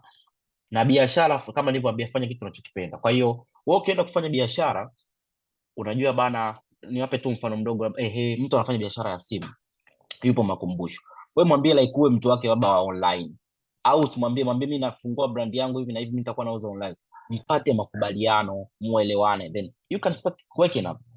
Unafanya hivi kudistribute na nini, ndio hizo value chain. Go from there, unaweza ukaendelea na ukaprosper. Kwa hiyo ni hivyo, nitaka niongea hayo machache, unless kama kutakuwa kuna maswali, ama Montey mimi akiniongeza dakika 10 naweza nikazungumzia safari ya kisiasa, kwa sababu tunapata muda mchache wa kuzungumza haya mambo, na ni madini ambayo tukipata platforms kama hizi we have to stand out and say, kama ni either kurudisha kwa Brever akasema, tunaweza tuka extend hii link, watu wakajoin tena, we can have even 1 hour, mfano if people would like. Mimi napenda kuzungumzia vitu ambavyo ni facts na mambo mengine, yani like mtu asiondoke. Hii nimezungumzia kuhusu entrepreneurship, there is business scale yenyewe. Mtu ananiuliza like, wewe umewezaje kuwa MD wa kampuni kwa miaka yako midogo? Hiyo ni storyline nyingine. Umewezaje kuingia into politics? Yani umewezaje kudiversify vitu vyote kwa wakati mmoja? Siwezi nikasema hizo story nitaelezea siku nyingine, lakini kikubwa you have to have faith with God, you have to pray a lot, lakini kikubwa ni kuomba Mwenyezi Mungu akukutanishe na watu sahihi. You have to meet good people who will help you. God anatukutanisha na watu ambao wanakuja kutusaidia kutuvusha. Yaani kama ulivyosikiaga zile sijui nani atafikisha Kanaani, ipo kwenye maisha. Mimi nimekaa sana Dubai, nimeenda hivi, nasikiliza, unakutana na mabilionea wanafanya hivi, najua like my time will come, lakini unamuuliza like, wewe hii biashara uijui au 1 2 3, how comes ulifanya hivi na hivi na hivi? Wewe unaweza kuwa na vision. Mimi leo hii naweza nikaa na vision ya kutengeneza kitu fulani, lakini mimi sijui IT. Kwa unabidi upray Mungu akupe watu loyo wanaojua IT na 1 2 3. Kwa hizi business zote namshukuru Mungu, kuna watu wanasimamia. Kitu kikubwa wewe ni lazima uwe na moyo, uzifuatilie, ufanye nini, lakini when you have the right people who, sio kama ile unasema kama wewe ni employer wangu, no, they are the people that you're doing business with, mnaenda vizuri, you treat them as family, kuna incentives you provide, na maisha yanaenda, mtu anajiona is part of business, then that's how you can account everything. Kwa hiyo baada ya kuyasema hayo, mimi nawashukuru sana kwa hii platform. Ninapenda tuendelee kuongea. Sisi ni wanasiasa, by then nilipokuja kuwa mwanasiasa tunapenda kuongea, hatumalizi. Naweza nikapata jukwaa hapa nikazungumza hata masaa 3 straight, lakini I'm very proud nikikutana na my fellow youths like we are talking and everything is going up well. Kwa hiyo I really appreciate you guys, thank you for everything. Nakushukuruni sana Connectors Club, nina appreciate big time, thank you. Labda mwenye maswali na nini tutazungumza hapo baadaye. There's some people here still want to hear the story about the politics side. Na watu Mendez umewashika bana, wanataka uendelee kidogo, wape brief story ya politics, tusiingie too deep maana tunajua how it goes, inakuwa ni ndefu, lakini tungewapa kidogo some insights, because hawatakuja kusikia hii sehemu nyingine mpaka kuja kufanya ile nini, na they'd wish to say sisi tulimsikiliza Mendez journey yake ya entrepreneurship na politics. So mimi ningeomba nakupa ruhusa bana, maana tumefurahi sana hapa watu tulikuwa nakiongea, kwa sisi naomba tu uendelee kidogo, utupe some insights kwenye upande wa politicians. Unaweza kutapa people want to be entrepreneurs but they also want to be politicians at some point. Kwa mimi naomba wape kidogo a brief of how you got into it.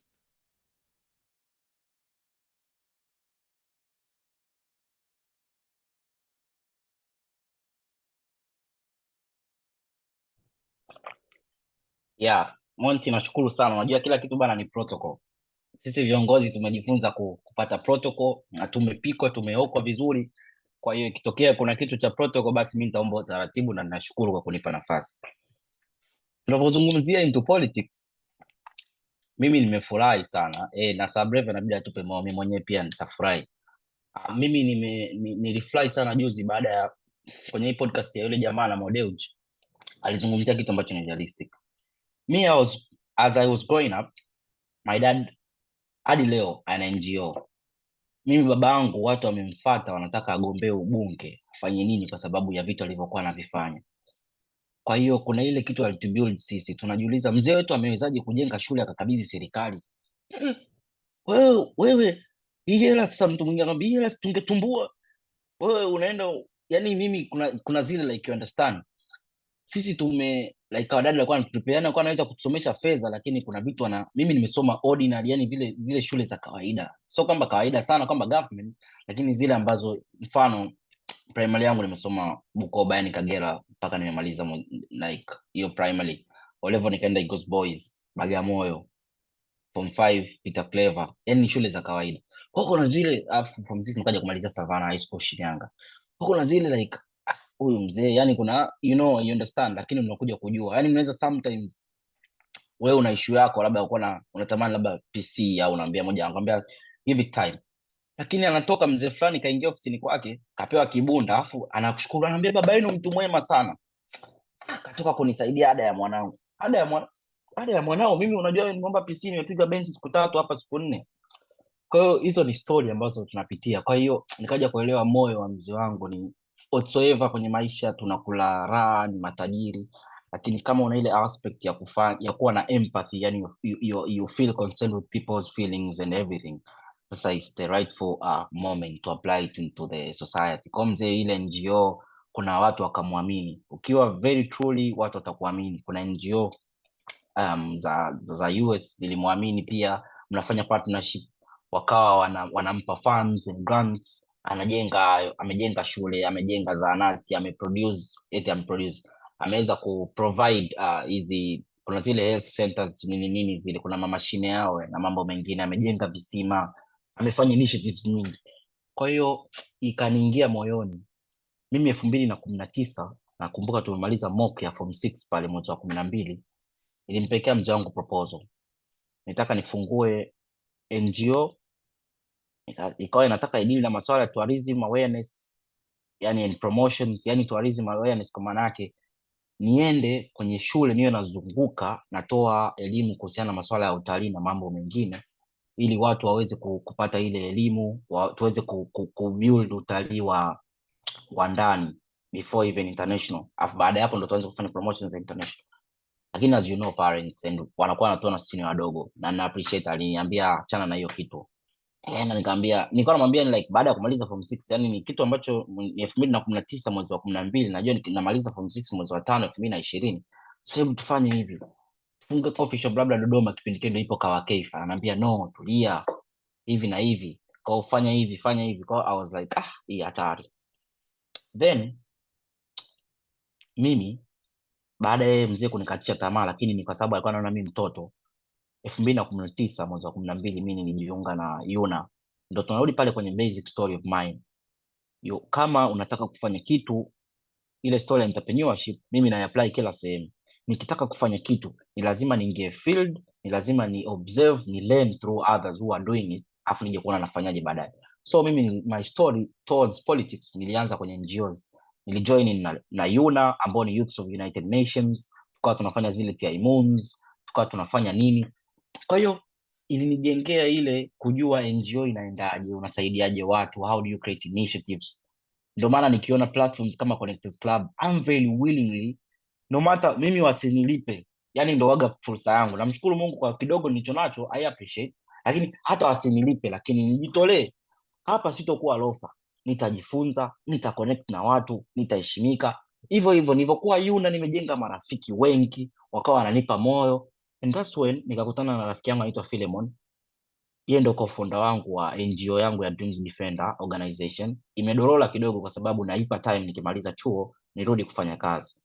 Kwa hiyo ndo tukaanzisha ile kwamba tukawa tuna initiative ya masuala ya tourism, like we take people to hizo Ngorongoro na nini kwenye masuala ya World Tourism Day, lakini pia tunapita kwenye mashule kutoa elimu.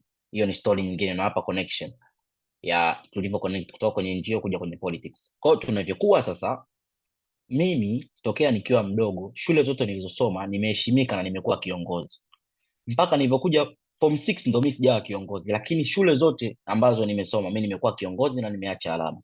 Sitaki kusema what I did in Peter Clever au sijui Eagles sijui nini, lakini no matter if I was given this platform I will do, you understand. Kwa ilivyofika kwenye ili unakuwa na passion ya leadership, lakini sasa unapokuwa na passion ya leadership, changamoto ni moja, unavyokuja kwenye maisha ya real life, unaweza kuwa unapenda uongozi, unapokuja kwenye real life you have to choose a well organized political party that you do understand its ideologies and you're well concerned with it and you want to support that political party. Kwa hiyo sikwambii wewe which political party to go through, lakini mimi niliamini CCM because like haya ni maisha yangu, nasoma like kila siku, hivi vitabu vipo, yani ningeonyeshea hapa, like nasoma kanuni, nasoma ilani yao utekelezaji, so I like okay, no matter watu nje walikuwa wanasema nini, lakini nilipitia baadhi ya hizi ilani na za uchaguzi za vyama vingine and I said like this is the political party I want to go through. No matter my dad kulikuwa namuona navaa mashati ya kijani, aliniinspire back in the days, lakini nilikuwa sijafika ile kujua kwamba in order kuingia kuwa kiongozi kwenye jamii unabidi uwe na political party. Kwa hiyo into politics 2020, sasa nimemaliza form 6, sasa tunaanza mwaka wa kwanza. Mimi niliapply chuo UK Portsmouth, ambao ndo nipo sasa hivi namalizia degree yangu. Kwa hiyo washikaji zangu pale walikuwa UD na Alvi, ile namalizia mimi visa application yangu 2020, tunavyokumbuka COVID na corona, UK walipiga lockdown. Kwa hiyo nilishindwa kuja chuo. Kwa hiyo what I did, nikabaki Dar, nikapanga apartment, nikawa napambana na maisha, naenda kwenye discussions, naenda na washikaji nini, wanakuambia tunasoma online hapo, vio vyote vya Europe, nadhani dunia nzima, hata India nakumbuka Fizo walikuwa wanasoma online, watu wengine wali strengthen online studies. Kwa hiyo what I did, kukawa kuna hii mikutano ya hadhara. Kwanza nikajua 1 2 3 mikutano ya hadhara ni hizi za vijana, sasa kwamba wanakuwa na kwenye tawi la chama husika kunakuwa kuna like youth engagement programs na mambo mengine. So mimi kama mliona jana nimempost Samir, kuna picha yetu ya 2020 tulikuwa tumevaa mashati ya CCM, then I went there and I started listening, what are these guys doing? I want to listen, I want to know. Kwa hiyo unaona vijana wenzako una network nao. Sasa hapo ndo nakwambia kwamba nilikuwa na moyo wa NGO, nina moyo wa kusaidia watu, yani no matter kwa kikubwa nilicho nacho. Hicho ni kitu ambacho nimerithi kwa babangu, siwezi kukataa. Kuna vitu unarithi, kuna vitu haurithi, na kuna vitu haurithi kwamba baba yako anakwambia rithi it. Kuna vitu ni indirect unakuja unarithi kwa sababu umepitishwa kwenye ule mstari. Yani your dad akiwa pastor, kuna vitu utapitia, yani wewe mwenyewe utajikuta wewe sio mchungaji, lakini unaijua Biblia, unajua hivi, hata watu wakija kukangaruka kwa sababu ya adolescent stage and everything, lakini kuna vitu utavipitia. Kwa hiyo mimi nipitia ile ya kwamba I'm accountable kwa kijijini kwetu, kwa pale our region, like I can do, nina kitu ambacho naweza nikafanya kama impact. Then baadaye unabidi urealize kama kiongozi ni watu wachache, na kama mtu ameangalia, kuna hii movie inaitwaje ile ya Tommy Shelby, inaitwaje nani, nikumbushe jina. Umemute. Yeah, exactly, Peaky Blinders, thank you. Ukiangalia, mimi napenda kuobserve movie ambazo kidogo zina connect, yani mtu unaona like hichi kitu ni uhalisia. Ukiangalia Peaky Blinders ndio unakuja kurealize pale Tommy Shelby alisema I wanna be like these politicians ambao they are unique and different kuliko ile perception ya watu. So we are trying to be there, you understand? Kwa sababu kwa nchi za Kiafrika ukisema you're a politician unachukuliwa ni mtu hasi, unachukuliwa ni mwizi, unachukuliwa ni fisadi. Lakini we are the youth ambao tunaenda ku change this notion, you understand? Ukija kama huku sisi siasa yetu miaka 20 na kuendelea, and kukot kitu, mtu anaweza kusema mimi I'm not into politics, but let me tell you, your life is politics. Politics is your life is politics. Whatever you do every day unavyoamka ni siasa, kwa sababu kama hizi zitatokea ma cases, sijui sukari, sijui political stability, sijui nini na nini, it's all in politics. So ni kitu ambacho we pass through it in our daily life. Kiangalia nchi zoendelea kama huku kija UK wapi, yani wanaambizana makavu. Bado sasa tujafikia huko, lakini yeye going there. Yani ukizingua siku moja watu wanakuambia bana, prime minister you failed us 1 2 3, kutakuwa mna si maswala ya kutishiana hichi, kutakuwa mna hiki na hiki. Kwa hiyo like nikasema I want to be like this type of politician, 1 2 3. Lakini mimi kwa sababu nilikuwa 2020 nisha attend zile mikutano ya vijana na nini, sio kiongozi mind you. Mimi nilijiona ni kiongozi labda kuanzia 2030 na kuendelea, lakini Mwenyezi Mungu akampendeza nikaa kiongozi 2022. Sasa ile kujiconnect na watu, kutulia, unajifunza, unakuwa just be humble. Yani nikienda kwenye vile vikao na kaa backbencher. Sasa muda wa kutoka ndo mtu anasema yule jamaa ana gari au yule jamaa ana hivi. Hivyo jamaa si unamwonaga Instagram, mimi nafanya NGO. Lakini sasa ndo tuna connect pale na nini. Kwa vijana wakaja kuniamini. Lakini why? Nilikuwa na kitu kinaniongelea mimi before, kwa sababu nilikuwa nafanya NGO na nikaanza kupata ile popularity mtandaoni. Nilikuwa na washikaji pia, walivyoona nimeingia CCM, ikifika muda wa uchaguzi watu watakushawishi, they will tell you like, hebu can't you be a leader at some point, wewe unaweza kugombea. I say ile ni kama nightmare, yani hamna kitu changamoto yoyote kama kugombea. Ndio anasemaga kwamba sijui umethubutu, lakini changamoto inakuwepo wapi? Tumbo joto pale muda wa uchaguzi. You can lose or you can win, lakini ili ufanikiwe kwenye jambo lolote uwe tayari kwa jambo lolote, yani uwe tayari kwa yes, uwe tayari kwa no. Na if you're coming into politics, it means you're becoming a public figure. There are consequences of this life that you're putting yourself through it. Kwa hiyo ni vitu ambavyo lazima ukae umeditate, ujue kwamba ni kweli nakitaka hichi kitu. Ndio tunapozungumzia emotional intelligence. Mimi unaweza ukanitukana hapa mbele ya hata watu buku, ukaniambia hivi, ukafanya hivi, lakini kwa sababu mtu amepikika, ameelewa hichi kinafanya hivi, ameelewa haya mambo yanaenda hivi, anapata ule uelewa. Politics not that easy kama tunavyoichukulia. Huko utasemwa, utatukanwa, utatengenezewa scandals kuliko unachofikiria. We are just observing it from our top leaders, lakini inatujenga as youths kwamba inabidi nisikosee hichi. Yaani hata kama nikisemwa hivi, mtu akija kuangalia uhalisia aseme Mendez sio mtu aina hii. Yaani hata nikifanya hivi and haimaanishi kuna vitu usifanye, kwa sababu kuna vitu utafeli. It doesn't mean mimi I'm very willing kukwambia hiyo. Haimaanishi kama Mendez aende club, haimaanishi Mendez afanye hivi. Kuna vitu lazima kama kijana uvipitie, umalize huu ujana. Poa. Umalize huu ujana. Kwa hiyo usikae kuogopa like there's this certain life I wanna do, nataka nifanye hivi, nataka nifanye hivi. Kwa hiyo wewe utafanya kila kitu, lakini yani uobserve na ujue kwamba itafika limit ya hichi kitu nitakiacha. Ndio nilichoweka caption jana Instagram kwamba itafika kuna muda tabia utaziacha. So when into politics, knowing you are turning into public figure, kuna vitu you have how to use social media, how to do this, how to align this inakusaidia. So kwa kumalizia 2022 ndo tukaingia into politics kwenye real sasa, kwenye kugombea. Lakini nilikuwa nominated pia, au nikuja kushawishiwa na washikaji zangu ama marafiki ambao walikuwa wanaona like wewe kuna kitu unafanya, like kuna kitu unaweza kufanya changes. Na mimi nikutanaga na mtu, watu wengi naambia like wewe Mungu akusaidie inabidi ukagombee. Kwa hiyo kwa sababu na zile aspects za leadership, it means itakuja kwa turn baadaye. Kwa hiyo ndio hivyo nagombea kwenye vijana, nikapata nafasi kwenye chama changu na naendelea kustrive, najua one day nitafanikisha. Lakini hii lazima uwe nayo, iwe kama passion pia, sababu huko ndo kama nilivyoambia, emotional intelligence ni kitu ambacho inabidi ukizingatie. People talk, people do everything, people make, yani kuna mtu atajifanya anakujua wewe kuliko hata unavyojifahamu wewe. Mtu atataka kutengenezea na ajali ni kitu cha dakika mbili. There is a lot of drama and stress, lakini kama wewe ni lengo lako niyokwambia, you don't have to give up and you have to focus, that's all. Na ujue watu ambao inabidi wakubali ama wakupende na wafurahie vitu unavyofanya kwa kuanzia kabisa ni watu wa kwenye eneo lako. Yani huwezi ukafurahisha Tanzania nzima, hauwezi ukapendwa na Tanzania nzima.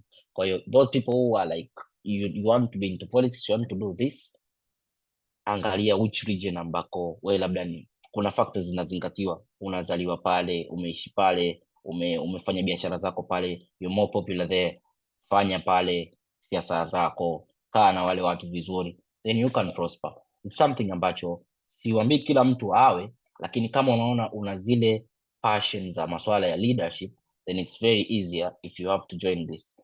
Kwa hiyo au plan taongea na Connectors Club, kuna vitu ambavyo lazima tuandae kama hizi panel discussions za masuala ya politics, watu wanaweza kuuliza maswali, tuweze kuandaa proper leaders, uwe kuna academy, watu wajue like when we are saying politics, what's the definition of politics, what are you guys going to discuss, which bills can you pass, how are you going to use, if today or tomorrow you are a public servant, whether a district commissioner, whether a district administrative secretary, what are you going to do for these people? Like, are you going to be accountable? Are you going to be transparent? Are you going to be kuna ile unajua kuna you won't be like corrupt. Kwa kuna vitu ambavyo lazima uvizingatie kama zile factors za kujijenga kama kiongozi, lakini kikubwa kwenye ujana wako ni lazima tu unazingatia kuna hiyo private life, your friends, unaelewa, kwa sababu huku kuna vitu vingi they take details on. Marafiki zetu ni watu ambao wanaweza kutuuza dakika 2, yani ni mtu wako wa karibu anajua Montey anafanya hivi au Montey nitamtengenezea hivi, kwa kuna a lot of drama and misunderstandings. Kwa ni lazima upunguze hiyo seko, ni lazima vitu vyako hold secrets zako wewe mwenyewe. Yani kama hata una mpango like mimi nataka nikatoe, labda mfano nataka nikatoe simu kwa wanafunzi nikajenge, tulia nayo, formulate plan, iandae, weka kama proposal, tafuta timu ya watu unaoamini, execute the plan, lakini usiwe ni mtu wa kuiongelea kabla hujaifanya, kunakuwa kuna shida nyingi. Lakini pia hivyo hata ukitaka kuingia into politics, kikubwa ambacho kitakusaidia into real life, you have to be like humble, you have to respect everybody you meet. Lakini pia ndio hiyo ninawaambia, kabla ya yote jiengage kwenye hivi vimikutano vidogo, associate na chama unachokitaka wewe, unachoona kinakwenda na nini, ndo hapo from there unaweza ukapick like ukawa unakwenda unaelewa chama kinaendaje, unasoma hivi vitabu vya chama, historia ya chama and everything. Baada ya hapo una attend, kikubwa ambacho ningesahau ni ku attend these leadership academies, you understand. Kuna zile unakuta kuna short courses za siku 5 siku 4 zinafundisha masuala ya uongozi, lazima upate maarifa. So mambo mengine sio lazima tuwe na degree au nini, kuna maarifa unayopata in these short courses, attend, usizibeze, nenda TIMONs sijui nini, kuna zile YALI leadership. Sisi mimi attend South Africa, inaitwa African Leadership Academy of Model for African Union, inaitwa Alamao. Like vitu kama hivyo kule utapata exposure, kwa sababu unahitaji exposure, you have to be exposed with different mindset of other people, ujifunze, ujue wanafanyaje na nini. Hayo yote yani ni mambo mengi, lakini hayo yote yanakuja baadaye. Kikubwa ni wewe kuwa humble, angalia chama gani cha siasa kinakufaa, divert into them, anza kuingia huko, ingia kwenye mikutano yao, fanya hiki from then unaweza uka outstand na ukawa a good politician. Kwa hiyo kwa hayo machache nahisi inatosha kwa leo. Nashukuru. Yes. Thank you very much, Mendez. He has shared a lot. I would just like to summarize in English for the people that do not understand English, do not understand Swahili. So Mendez, actually, there's one thing that I'd really love to recommend that I think you'd get a lot of insights is he talked about the Modelji interview. A lot of close people of my friends, I've told them to go watch that interview. A lot of people have recommended it to me. A lot of people have said, go watch it. A lot of people, they are retweeting it. It's because it is a very much insightful interview. He talks about what he does. Some people, the thing is, some people could be demotivated just to watch that, saying, oh, this guy's too rich, I can't get there. No, like, to be honest, he says a lot of things where you can take notes. Mendez talked about things he taken notes from. I personally took notes for things, like I took notes, things he said. Yesterday, I was talking to Eddie here. We were talking about things he does. We're like, oh, wow, he does a lot of things. We should show, like, we were just brainstorming how we could get into it too, how to get into it. Because end of the day, you have to learn from other people. And he is actually 48. He's 44. I'm sorry about the age, but he's in his mid-40s. So it took a lot of time for him to get where he is. And we're all here. We're all young. We all want to establish something. So go watch that interview. I'm pretty sure it's going to be very much helpful.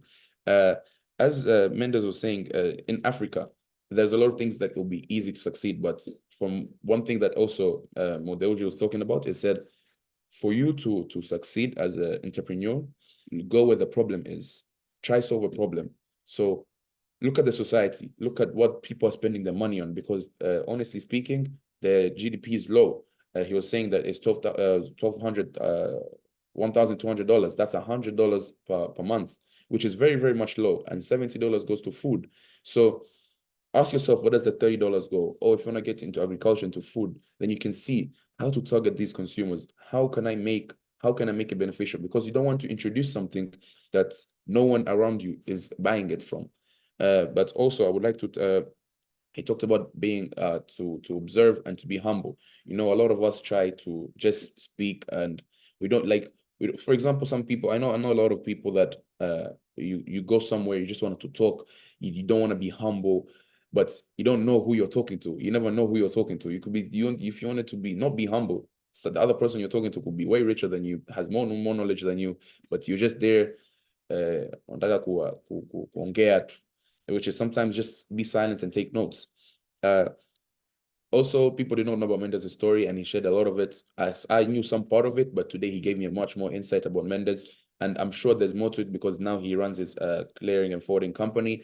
There's a lot more to it. So another day, hopefully we'll make another webinar just targeted to entrepreneurs, maybe one day about Brever, about investment advisories, one day about Mendez and his just whole journey, because I know a lot of people are interested.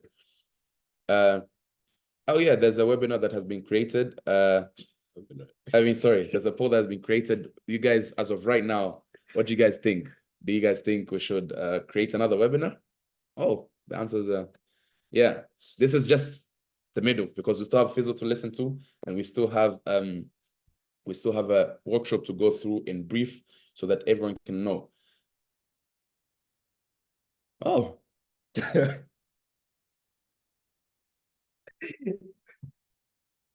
Someone right? No. Yeah. Well, I can see a lot of yeses, so I'm pretty sure, Eddie, we need to organize another webinar. Yeah. So yeah, as I was saying, just to continue summarizing on what Mendez was saying, he was talking about, sometimes you do things that people think that it's not right. For example, Dalali means being a broker. Like, not everyone thinks that's a proper role. People think, oh, if I'm a dalali, like I'm not gonna make it. I know people that are brokers, that are dalalis in the UK, in the US, in Canada, but are driving a G-Wagon, are driving a Mercedes, are living in a very good house because they're well connected. So you guys don't look at what you're doing, just as long as you have your own vision. To add on the vision part that Mendez talked about, only you can see the vision. I can give a testimony to that with MIOD podcast. When I started the podcast, not a lot of people supported me. And he also talked about friends. Not a lot of friends supported me. Everyone's like, oh, this guy just wants to show off. This guy doesn't even know what he's doing. This guy's doing this guy's doing that. Now that we've reached more than 1,500 subscribers, over 8,000 followers on Instagram, over 15,000 followers on TikTok, people are now saying, oh, brother, you're doing something very well. Brother, this thing is very good. This thing is going to go big. Oh, I did an interview with Mana FA. Oh, so Mana FA. Like, the things people are saying just because now that you've done something, but that's just a clear testimony. And we're nowhere near where we want to be. So, and there's still more people that are hating on it. And end of the day, you can never be a hero in everyone's story. Someone will always find a way to make you a villain. So keep doing what you're doing. As Brever also said, if you want to start something, start it, do it. There's no such thing as wait. That's why Nike says, just do it. And yeah, so that was just a brief summary of what Mendez was talking about. Now, before we proceed Sir Brever wanted to do some little remarks from the speech that was made here. May Fizo also prepare himself. I would also like to note again, saying if anyone wants to join a community where we talk, we interact more, and as I said, we want to narrow it down to people who only want to interact, because we have over 210 subscribers, but not everyone interacts. So we wanted to make it just for people who interact. I'm going to paste it again. I'm going to paste the link again here so that people can join. And I can see people here said they came late. For the people that also came late, we have announced that we have a new event coming up. Vusi will be coming to Tanzania with hopefully when everything goes well. If anyone wants to join our team, in the sales team, you can DM our Connectors Club page, and we shall connect more, and we shall see how you can join our team. I would also earn commissions with what we are going to be doing. If you do not know Vusi, may you please go search up Vusi, because he is a very big figure in the public speaking industry. Now, Brever, may you give your remarks, and then Fizo, you will join and you will have 5 to 10 minutes.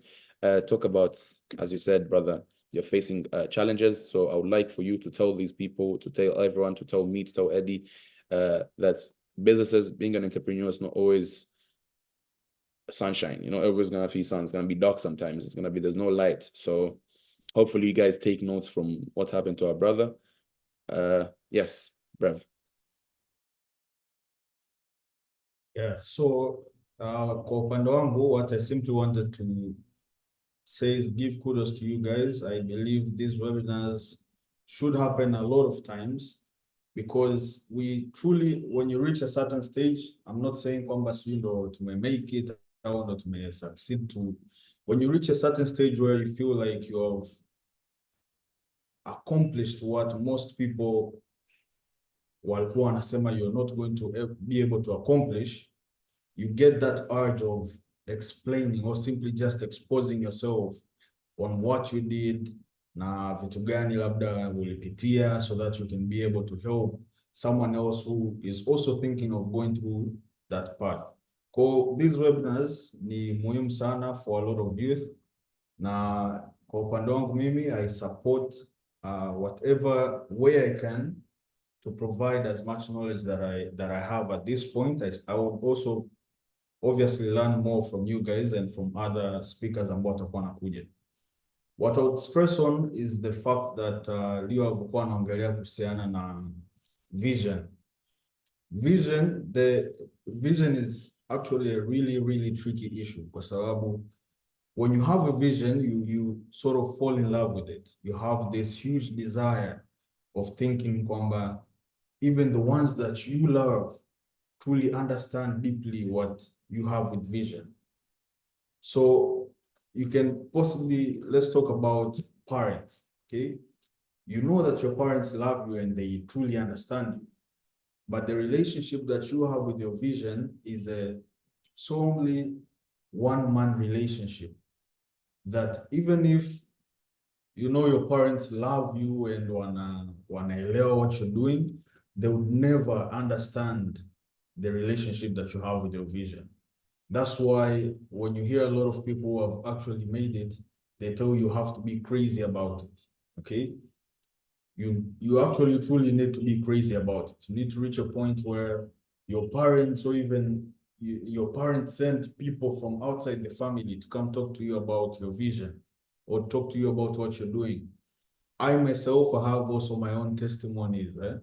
There are times when obviously what I'm doing, providing investment advisory or even trading, forex trading, all these investment assets trading, it is something which is sort of a foreign concept in the African culture. So when people don't truly understand what you're doing, they obviously tend to tarnish it.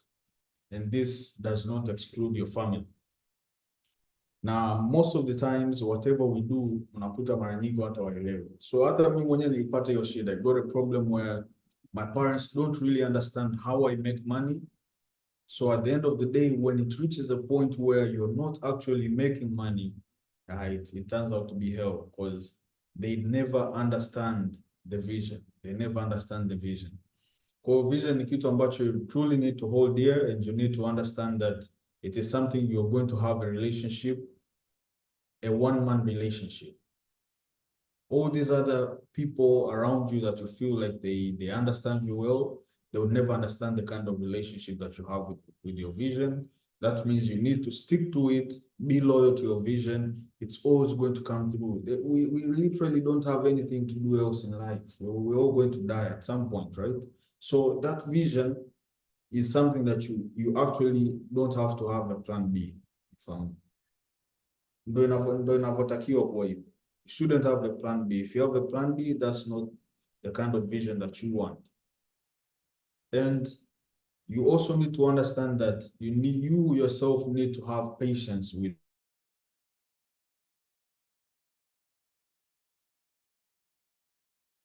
you. Kwa sababu I tend to serve youth now, possibly a lot of people that are actually fighting to achieve their goals. Napata a lot of questions where they tend they tend to go on the side of how am I going, like napata shida, the people who are close to me don't understand what I'm doing. So it's really a huge issue when it comes to achieving your goals, kwa sababu it brings in that sort of friction with you and where you want to reach. What you need to understand is you need to be patient. Inabidi uelewe that these people actually love you, but they don't understand you. Okay? You need to be patient with them. And in being patient, you're only going to reward that patience with hard work and actually proving that what you're working on is actually going to make it. So that is something that you need to have within your heart. You need to understand that money is not a vision. Money is simply a byproduct. So even when I'm to tell you what's your vision, you can say like, I want to be a billionaire, yeah? So I believe a vision to be sustainable, it needs to go more than money. But money is important. Now that vision should go more than money, but always target something that comes with all this money alongside it, okay? Kwa hiyo, if you remove money from the equation, when it comes a time where you're actually not making money when you kufanya hiyo kazi yako, it's not going to roil you away from the way. The only people that make it, there is a saying that says, a winner is simply a loser who showed up the next day. So just make sure you show up the next day. It is always going to be hard. The hard times are more than the good times. And that's the reality of it. The hard times are more than the good times. Ni kwamba tu when good times actually happen, they take into another level. And now you have all these other challenges you need to accomplish, which are even bigger than the previous challenges. Okay, so keep that in mind. And I believe we're going to talk more on these other webinars that come through. Myself, for those people who really are interested in understanding investment, understanding trading, possibly you can also do a thing or two with Connectors Club. We can create a joint venture where we can be providing those sessions, even possibly in a weekly basis if possible. So congrats guys for those who keep joining, keep supporting, so that we can reach as many youth as possible, okay? Okay, Montey, back to you. I believe I'm done on my side. Thank you very much, Brever. As you said, I'm pretty sure people want to know more about investment advisory. Personally, I would like to know more too. So in the coming weeks, we shall organize, people said they want more webinars, and we're not going to be talking about entrepreneurship every day. So we need to find more things to get people to learn, to get knowledge from. So I'm pretty sure we shall come up with something for people to understand more about the investment advisory. Now, without further ado, may I invite Fizo to come share a thing or two. It will be given 5 to 10 minutes. My brother here, he's been a part. Everyone that has talked today, we give them big thanks because they've been part of our Makers Club since we started. Fizo has been, people know Fizo for everything he does. So Fizo. Oh, jamani, mambo vipi wa Tanzania? Na nimesikia kuna Zimbabwe. Yes, habibi. I'm very happy for this opportunity kwa kweli. Connectors Club is not just Connectors Club. Naweza nikasema it's more than a family. So kwa kila mtu ambaye amejoin humu ndani, naweza nikasema hata ukimwona Mama Samia amepoa anafanya mambo yake pale mezani, watu nini, kuna connections ambazo alizijenga na watu, na kuna watu ambao because aliconnect nao ndio maana wako pale mbele. Kwa hiyo I believe hata nyinyi ambao mmo ndani you're in a very very right place, na tutafika mbali wote kwa pamoja, kwa sababu ni vijana wachache sana ambao wana moyo kama wenu kuacha kila kitu na kuja kujoin kusikiliza vitu vya muhimu kama hivi. Well, kwa ambao wanijui, my name is Fadhili Fares, lakini watu wengi wananiita Fizo. And before sijaanza kuongea, ningependa pia kutumia hii nafasi. Hii nafasi ni kubwa sana kwa sababu I believe kuna marais humu, kuna wabunge humu, kuna watu wakubwa sana in the future. And before I speak and go further, I'm gonna make it short, maana sitaki kuwachosha. Lakini napenda kuwashukuru. Montey, thank you so much. Eddie brother, thank you so much. You guys have been a good family. Namuona kijana wangu Derek hapa. Derek ni kijana ambaye anasomea aviation South Africa. He has been of help tangu niko nasoma Alpha, alikuwa ananisaidia kwenye kufanya public speaking. I'm gonna make it fast. And napenda pia kumshukuru Ino Stewart. A lot of people don't know Ino Stewart. Niko Dubai huku, nimekuja huku kwa sababu ya usalama naweza nikasema, lakini Ino Stewart has been a very good brother of mine ambaye amekuwa na mimi bega kwa bega kipindi hichi ambacho nimekuwa napitia matatizo. Zaidi ya yote brother Brever has been a good brother of mine, and thank you. Katika pia changamoto nilikuwa naye, and kwa mwisho na wengine wote jamani, shukuruni. Lakini pia Mendez ulikuja Dubai juzi, tulikaa pale tunakunywa chai, ulinishauri vitu vizuri, na nakumbuka, for those who don't know, ni kwa sababu nimetapeliwa samani kwenye business, na kuna mwaka nilitapeliwa milioni 20, alafu Mendez alikuwa na mimi, na sasa hivi pia nimetapeliwa 50 million, amekuwa na mimi. Kwa hiyo jamani, nimekutana na Mendez from social media, you can imagine, na sasa hivi he is not just Mendez, he is more than a brother. Kwa hiyo jamani, kuna kitu cha kujifunza. There is power in connecting and there is power in social media. Kwa hiyo kama una account yako, don't take it for granted. Wewe itumie vizuri, kwa sababu hujui ni muda gani, saa ngapi na wapi itakusaidia. Going to the point, I will not speak a lot kuhusiana na yaliyojiri ya mimi kutapeliwa pesa. Ni mambo ya kawaida kutapeliwa pesa au kupata changamoto za kibiashara. Naweza nikasema in business and in life changamoto ni za kawaida. So the only thing ambao sisi kama vijana tunabidi tujifunze, na mimi nimejifunza, when you get hiyo changamoto, the first thing, ikubali changamoto. The second thing, amua kwamba hiyo changamoto utaitumia kama stepping stone au utaitumia kama kitu ambacho kitakufanya upotee kabisa kwenye amani.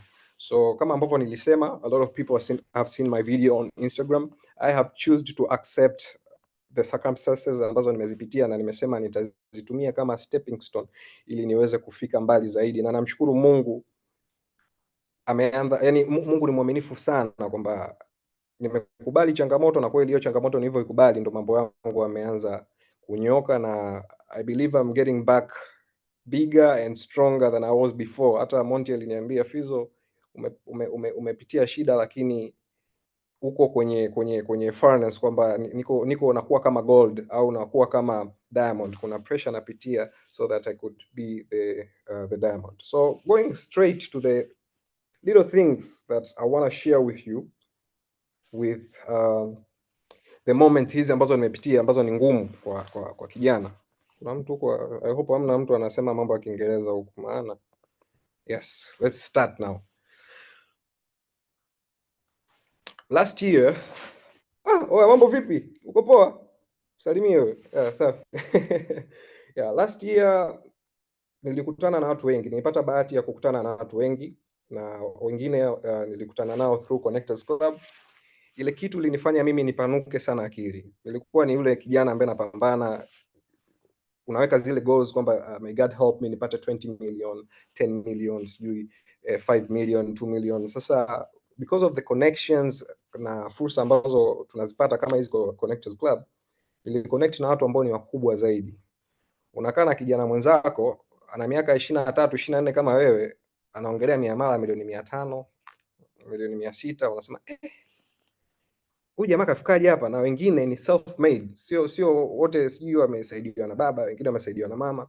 So ile kitu ilinifanya nipate hasira, nikasema Mungu, yani ni vijana wenzangu na they are doing these big things as young as they are. Wameni inspire na mimi niwe kama wao, kwa sababu they say kama kwenye seko yako hamna mtu anakuinspire mzee, basi wewe hauna seko, uko kwenye cage umepoa. Sio, unanielewa? So hawa watu walinipa drive kwamba I should do more, I should go extra miles ili na mimi niweze unaenda benki, kijana mdogo miaka 23, benki kidogo, wahudumu wanasema yes, kijana is hard working, na namshukuru Mungu sana kwamba alifanya hivyo. So what I did, nilivyopata motivation from these people, mimi ni mtu wa kusali. I went to pray and I asked God telling God, please increase me in other dimensions, nisaidie na mimi ninyanyuke. God, help me to reach a certain level. Mimi sitaki kushindana na watu, sitaki watu wawe maadui wangu.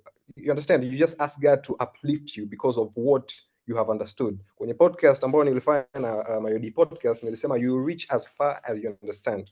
Nilielewa kwamba kuna level fulani ipo kwenye maisha, nikamwambia God, please, because I have understood kwamba kuna vijana ambao wako kama mimi and they can get into a certain level, then please God help me to get into a certain level as well. Huyu Mungu jamani sio Othmani. So nikamwambia Mungu, basi naomba before ilikuwa ni mwezi wa 11 when I was ilikuwa ni mwezi wa 9 while I was making that prayer. So after I made that prayer, Mungu akanipa hiyo opportunity ya kufanya kazi, na nikasema hiyo opportunity ni lazima nitoboe. Nikimaliza hiyo opportunity na mimi basi nasema hata na kamilioni kangu 50 kwenye account kama kijana wa Kitanzania miaka 23 ambaye ninapambana na Mungu amenijibu maombi yangu. Niwachekeshe huyu, kuna video moja nilirekodi nikasema unaweza kumuomba Mungu kitu lakini he has a million ways of doing things. Kwa kijana mimi nimemuomba Mungu hapo, Mungu akanipa opportunity, nikasema muuni nimetoboa. Jamani, I'm sorry for my language. Nikasema kijana, nimetoboa. What God did is this. Instead of him giving me the 50 million ili niseme kwamba I have made it, God made me lose the 50 million. And the wonderful thing about God, he made me to lose the 50 million so that he can teach me how I can go even extra miles. Kwa hichi kipindi nikasema nimetapeliwa hela. What are you gonna do? You don't have any other source. Huna mtu ambaye unaweza ukamwomba mkopo kukusaidia the 50 million or milioni 70, 20, whatever. What are you gonna do? It means you have to think. Yani ni kama you are going through the pressure sasa. Una go through the pressure, unasema hivi kweli mimi nimetapeliwa kiasi fulani cha pesa. Paka Mungu ameruhusu kile kiasi cha pesa ukipata, it means anaweza hata kama umekipoteza, it means even if you don't have any other sources, you can do all you can to get that amount of money. So what I'm trying to say, nimekaa nikatafakari, I was like, kama Montey alivyoniambia, bro, this is like a stepping stone. Nikasema this is really a stepping stone. Nimepoteza 50 million, lakini this is a lesson, and this is the pressure that is teaching me to even to make 50 million a regular thing to me. So what I can tell you, sasa hivi kijana unaweza kuwa unapitia changamoto fulani in business, in whatever case, but you have to use the pressure into hiyo changamoto kukufanya wewe uwe bora zaidi. Unaweza ukapitia changamoto unasema kwamba mzee, hapa siwezi kutoboa, yani hii kitu siwezi kutoboa, lakini God wants you to do the impossibles, my friend. So wherever changamoto ukipitia, yani iwe ni kwenye biashara, iwe ni kwenye nini, itumie hiyo changamoto kuwa bora kuzidi ambaye ulikuwa. That's how we're gonna make it in life. Unaweza usione sasa hivi changamoto yoyote kwenye maisha yako, lakini trust me brothers, we are going there. I used to think going into the police station and sleeping there is for the people who do the crimes. So one day, some of my angry customers, because of the circumstances I got, they took me to Oyster Bay police station, and they told me, bro, today you are sleeping. I was like, me. I remember back in the old days, I used to see people going to the police, and I was like, God, please help me. I don't want to go there. I'm never gonna go there. Habibi. Nimeingia mule ndani, nimekutana na Mrusi. Namshukuru Mungu, wazee, hizi ni za ndani sasa, hizi ni za ndani. Kule ndani bwana kuna sehemu nitaongelea zaidi kwenye talks zangu, lakini kule ndani mzee, yani kama kwenye ndege kuna business class, kuna nini. Kwa namshukuru Mungu bwana, mule ndani nilifinya kaela nini, nikaingia nako kwa nikakatoa mule ndani kwa wakaniweka sehemu nzuri bwana. Maana kuna cells, kuna selo ya mapanya road, unaweza kutupa huko mzee, huko ndo unakutana na watu konki. Tena kuna selo nyingine unakuta washua. Kwa Mungu akanipa neema bwana, nikawa mshua hiyo siku. So I want to stay with this Russian guy. Nikamwambia, bro, what crime have you made? Jamaa akaniambia, I have not made any crime, but there's a transaction I was supposed to make and the swift transfer has delayed. I was like, bro, what's the amount of money? He was like 3 billion. I was like, So I am sitting with the billionaire here. Somebody who's somebody who transaction ya 3 billion imechelewa. So nimekaa na the guy mule ndani, ukiingia bro ni giza, hakuna steam, hauna saa, unaangalia tu mwanga because it's underground by the way. Kwa unaangalia tu mwanga, ukiangalia mwanga unakadiria hii itakuwa saa 4 anyway. Hii itakuwa saa 3 maana usingizi upati. So nikapiga story na the guy all night. At the end of the day, the last statement that I remember that guy telling me was like, when you're going on the way to the top, these are the normal places that you'll go. Nikamwambia okay. So instead of me going in that police station and grieving and crying kwamba nimepitia mambo magumu, what I did, man, I was like thankful. I was very thankful, and I told God, thank you because you're taking me to higher places. Man, I slept in the cellar with a billionaire, bro. Nitamtafuta, inabidi yule aje invest Connectors Club, ache masiara. Anyways, going to the next point. For everything and everywhere that we are supposed or we are wishing to go, for all the visions, I heard Leo Mendez and Brever speaking about visions. Visions have a price to pay. Visions have a price to pay, Habibis. Yani, there is a tuition fee. Nyie mko hapa nyote, mmesoma primary, mmesoma nini, hapo mlipofika ni kwa sababu wazazi wenu walilipa tuition fee. Mimi changamoto niliyoipitia kutapeliwa pesa ni kama nimelipa tuition fee ili nifike sehemu fulani. Sijui mnanisoma. Kwa hiyo ni one way or another wazee. Kwenye changamoto zote ambazo tunaenda kuzipitia, kwenye vision zote ambazo tunatamani kufika, there is a tuition fee that we should be ready to pay. And that is what will make us, yani there is a price to pay. So you guys have to be ready to pay that price. Lakini kutokana na changamoto ambazo nimezipitia, kitu cha mwisho ambacho nimejifunza na ningependa pia ni share na nyinyi kama vijana, let us learn to classify people like a tree. A tree has leaves. There are some people in your life wako pale kama leaves. They will give you shade for some time, utapata kivuli, and when wind blows, those people blow as well. There are people in your lives are like a stem, kwamba ni branch au stem. When wind comes, these people watakuwepo kidogo, lakini kama wind itakuwa ni nyingi zaidi, these people will just watapulizwa na upepo, wataondoka. Lakini zaidi ya yote kuna wale watu ambao ni kama roots, and these are the people that we're supposed to have in our lives. Make sure wazee mna watu ambao ni roots kwenye maisha yenu, kwamba no matter what shit you guys are gonna go through, those people are gonna be there for you always. If you don't have roots, my friend, you don't have friends around you. Mimi na watu ambao siwezi nikawataja au lakini ruksa ningewataja, lakini brothers, make sure you have these friends who are like roots. Yani mtu, you connect to someone, don't just connect to someone. Make sure you classify people. There are people who are leaves, there are people who are esteem, and there are people who are roots, but no matter what happen, they're never gonna leave. So yeah, mimi kuna watu nimewapoteza kwenye maisha yangu na namshukuru Mungu, and kuna watu ambao nimewagain, na for any namshukuru Mungu sana for everything that has happened. All in all, tuko kwenye safari, wote tunataka tufike mahala fulani. You guys have to be ready. Life is very unpredictable, so just be ready. And kuna muda unaweza ukawa unapitia Instagram yako nini, ukawa kuna reels zikipita wewe unapita tu, kuna reels za motivation, sijui ya devices zikipita wewe unapita tu. Brothers, save those reels. You never know when they will help you. Don't just use social media to enjoy. Hizi sijui podcast unaziona akina Montey wanahoji watu, wanaongelea biashara. These things are very important. Why they're important? Namalizia jamani, msije mkanifukuza.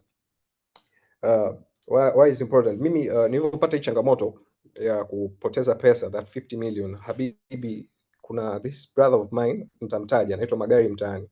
This guy amefanya interview kama interview ambazo wanafanya akina Montey hizi Married podcast, amefanya na Sky Tanzania.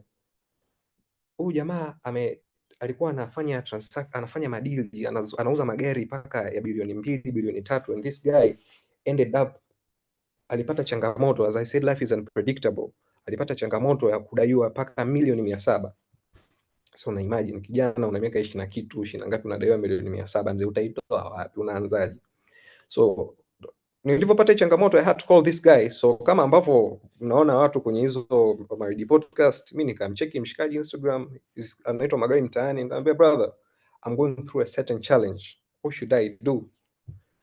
The moment I told the guy the amount of money ambayo nimepoteza, the guy was like, are you stupid?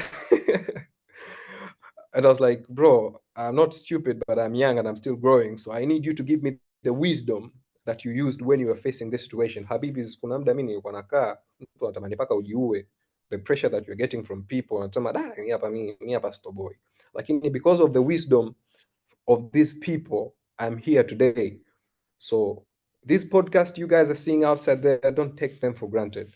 Otherwise, business is sweet and business is also bitter. But either ways, we have to make it. Kwa hiyo, whatever you're doing, keep doing it. Mzee Montey, you mentioned about people. There are people who were not supporting you. There are people who are like, we don't know where you're going. They're haters. Man, keep doing what you're doing. Inawezekana kuna video moja huwa nasemaga kwa wale watu ambao maybe wanafanya content creation or whatever. I'll give you this example. Inaweza ikawa imebaki video moja tu for wewe kutengeneza, ili hiyo video ndio itoboe, yani ifanye maisha yako yabadilike. Video moja tu. Kwa hiyo nachoweza kusema, keep doing what you're doing because you don't know who will see your work at what time and at what location. So otherwise, msimwache Mungu wazee, Mungu yupo. Yeah, msimwache Mungu. Mimi leo sijaje hapa kushare mambo kama sijui ya kujifunza biashara. Tutajuana huko siku nyingine. Tutaongelea because I believe I'm also growing in business. I'm meeting more people. Tutaongea zaidi. Leo nilikuwa na nyie kushare na nyie changamoto za kibiashara na namna ya kuzitako, na nimeshare. Sasa hivi unaweza ukawa umechukulia maybe information kwa sababu mimi ni mtu fulani na matani watu wanacheka cheka huko hata kama wamezima kamera. Lakini take this information very serious kwa sababu we are going there. On the way to the top, there are challenges. There is pressure, stress. There are people that you never imagined that these people are going to live your life, but these people, they're going to live. You should get ready to know how are you going to handle the situation when such people live. So I wish you guys all the best. Stay connected with Connectors Club kwa sababu hizi webinar unapoelekea utabidi watu waanze hata kulipia subscription. Usiingie bure bure. This thing is very very big. Kwa wale ambao hawaoni, poleni sana, lakini kwa sisi ambao tumepewa neema ya kuona, I say guys, do not disconnect. Kuna marais wajao hapa, kuna watu wakubwa sana ambao wanaenda kutengenezwa because of this Connectors Club. Montey, elevate Maridi podcast. May God bless you for what you're doing. Otherwise, Mimi, I am done for today. Thank you very much, Fizo. As you said, you go as far as you understand, and sometimes the challenges that you face help you go extra miles because you never know if you overcome that challenge. As Brever pia alisema kwamba unakuta unapitia challenge fulani, kumbe na kushape uende kwenye next stage. And when you get to the next stage, there can be more challenges. It's never easy in business. That's why when we started this webinar, I said, if anyone here hawezi kutako challenges, if anyone here wanaona vile challenges ni kitu ambacho hawezi katika maisha yake, then there's no point of learning about entrepreneurship. So me, I feel like Fizo kasema kitu kinachekesha, but you never know, maybe when you're on your way to the top, jela kitu cha kawaida. Mzee, yani mwanangu, ni kitu cha kawaida, huwezi jua, yani unaweza kukuta tu sasa kama akina Mandela amekaa jela, ndugu yangu, Haja katoka kama rais. Kuona mimi nimeenda nimepitia kule huko kama I'm bragging. Sure. Connectors Club tunaamini katika kuconnect people, na sisi kusema kweli, yani we connected more with Fizo, with connect, yani you know, sometimes when you do something with someone, it makes you connect with people more, and mostly it's for us people, it's usually when you do a business with someone, you because you know, you share a lot of opportunities, you share it's usually a genuine friendship, because we're growing old, guys. Don't just get a friend just to gossip around, or I don't know, just to watch football. No, sometimes like make sure it's beneficial. There's fun with it. You go out at night, you can go watch football, but make sure whatever you do, there's business. As my brother here, such an influential person, where he always tells me, he always tells me that let's have our fun, but let's make sure we also work. So appreciate the wisdom he always shares. Someone said, Eddie, your dad is a very good motivation. You know, his father has been like always checking on me. Fizo, my son, how are you doing, bro? Shout out to your dad. May God bless him, man. Nimeitoa kwake bwana. yeah, someone also just typed on the chat. It was just directly to us. It says, I acknowledge what Fizo said about Gela on your way to the top. I've been there. So this is something normal. It's crazy, but tunapitia. Now, I really appreciate the fact that people are still here, the same numbers still here, and we're touching 2 hours. As Connectors Club, we prepared a short PowerPoint for people to learn the basics of entrepreneurship. But before we start, I would like people to, if they had questions for Fizo, Mendez, Leonard, or Brever, may you please ask your questions so that they can answer your questions before we do our short, brief PowerPoint presentation to you guys. Yeah.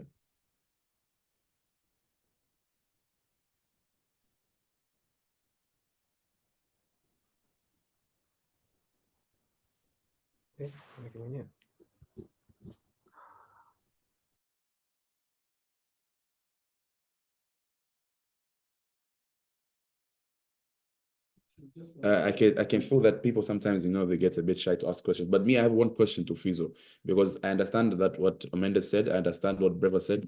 They talk about the main things about business. But me, to be honest, when it comes to learning about things, I love learning about challenges. So for the people that, for a person, I would like to know too, Fizo, what did you learn from facing these challenges? Like, what have you took from facing these challenges? Me? Yes, you. Okay, what I've learned from facing these challenges, number one, in life, we'll go through pain. When you go through pain, we have to be, yani kama vijana sisi, we have to learn to handle pain. Mtaachwa humu, mtaibiwa, mtateseka kwa namna nyingi sana za kimaisha. Do not let that pain to kill you down. You understand? That's number one. Number two, there's a very, very strong thing in connecting with people. Leo Mendez once told me, kwamba, I know, brother, you're facing a problem, but the person who will ever come to help you will be a person that you never even expected. Yo, I made a video telling the public what I'm going through, and some people who came to me are the people that I've never expected. Yani unamkuta mtu ni star mkubwa anakuambia, bro, mimi niona ni motivate. By the way, my podcast pia, shukrani sana kwa ile podcast yetu ambayo tumefanya, imenifanya wana watu waniheshimu, kumbe hata sina $1 million kati nisema watu wa thinking ndo. Anyway, the third thing that I have learned from this situation, nimeisema, learning to classify people in a form of tree. As I said, there are people ambao wanabidi wawe leaves, there are people who are supposed to be stem, and there are people who are supposed to be roots. And the last thing I can say, we should pray for our future. I don't know if there are some people ambao, I believe today, I mean, even a week have passed, they have not knelt down yani hata kusema Mungu asante. Nakosea sana. So what I'm trying to say, we should create this relationship with God. I believe in God. Sijajua kama kuna wapagani hapa, lakini because of this situation, I have learned to pray, and I was close to God before, but this situation has also taught me more things, like more things about God. So he works in very, very amazing ways. Make sure you pray. Make sure you pray for the people around you. Unapomwona rafiki yako, yani kwa mfano nyie sasa hivi hapo kina Montey mmekaa kwenye city hapo, mko watatu, the amount of power, the amount of energy that is making you guys stay there is very, very expensive.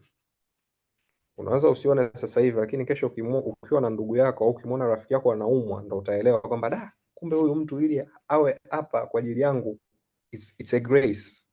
So kama vijana ambao tunakuwa, nimejifunza learn to pray for the people around you, and I have witnessed it, praying for people around me, making sure, just praying God make sure huyu mtu ana afya njema, and at the end of the day they come to help you in a very very surprising way.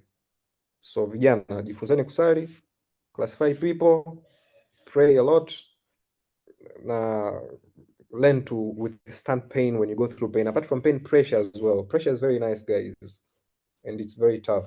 Yani pain na pressure vinaendana. Kwa hiyo ukiwa unapitia pressure, usiende ukajiue mzee, usiende ukanywe pombe, usiende ukavuta sijui whatever. No, don't do that. If you're going through a tough thing, face it regardlessly. Uwe ni mdada, uwe ni mkaka, piga kifua, sema hata kama naumia, I'm gonna go through it. That's how you are being a gold. That's how you are being a diamond, going through pressure ili ukuwe diamond. Nafikiri ni hayo tu. Kama kuna swali lingine, I'm here. Yeah. So people have texted me private wangeomba tuendelee na the PowerPoint, and then if people have questions at the end, they will be able to ask. So guys, this is something that we prepared for you guys, and we shall share it also in the group.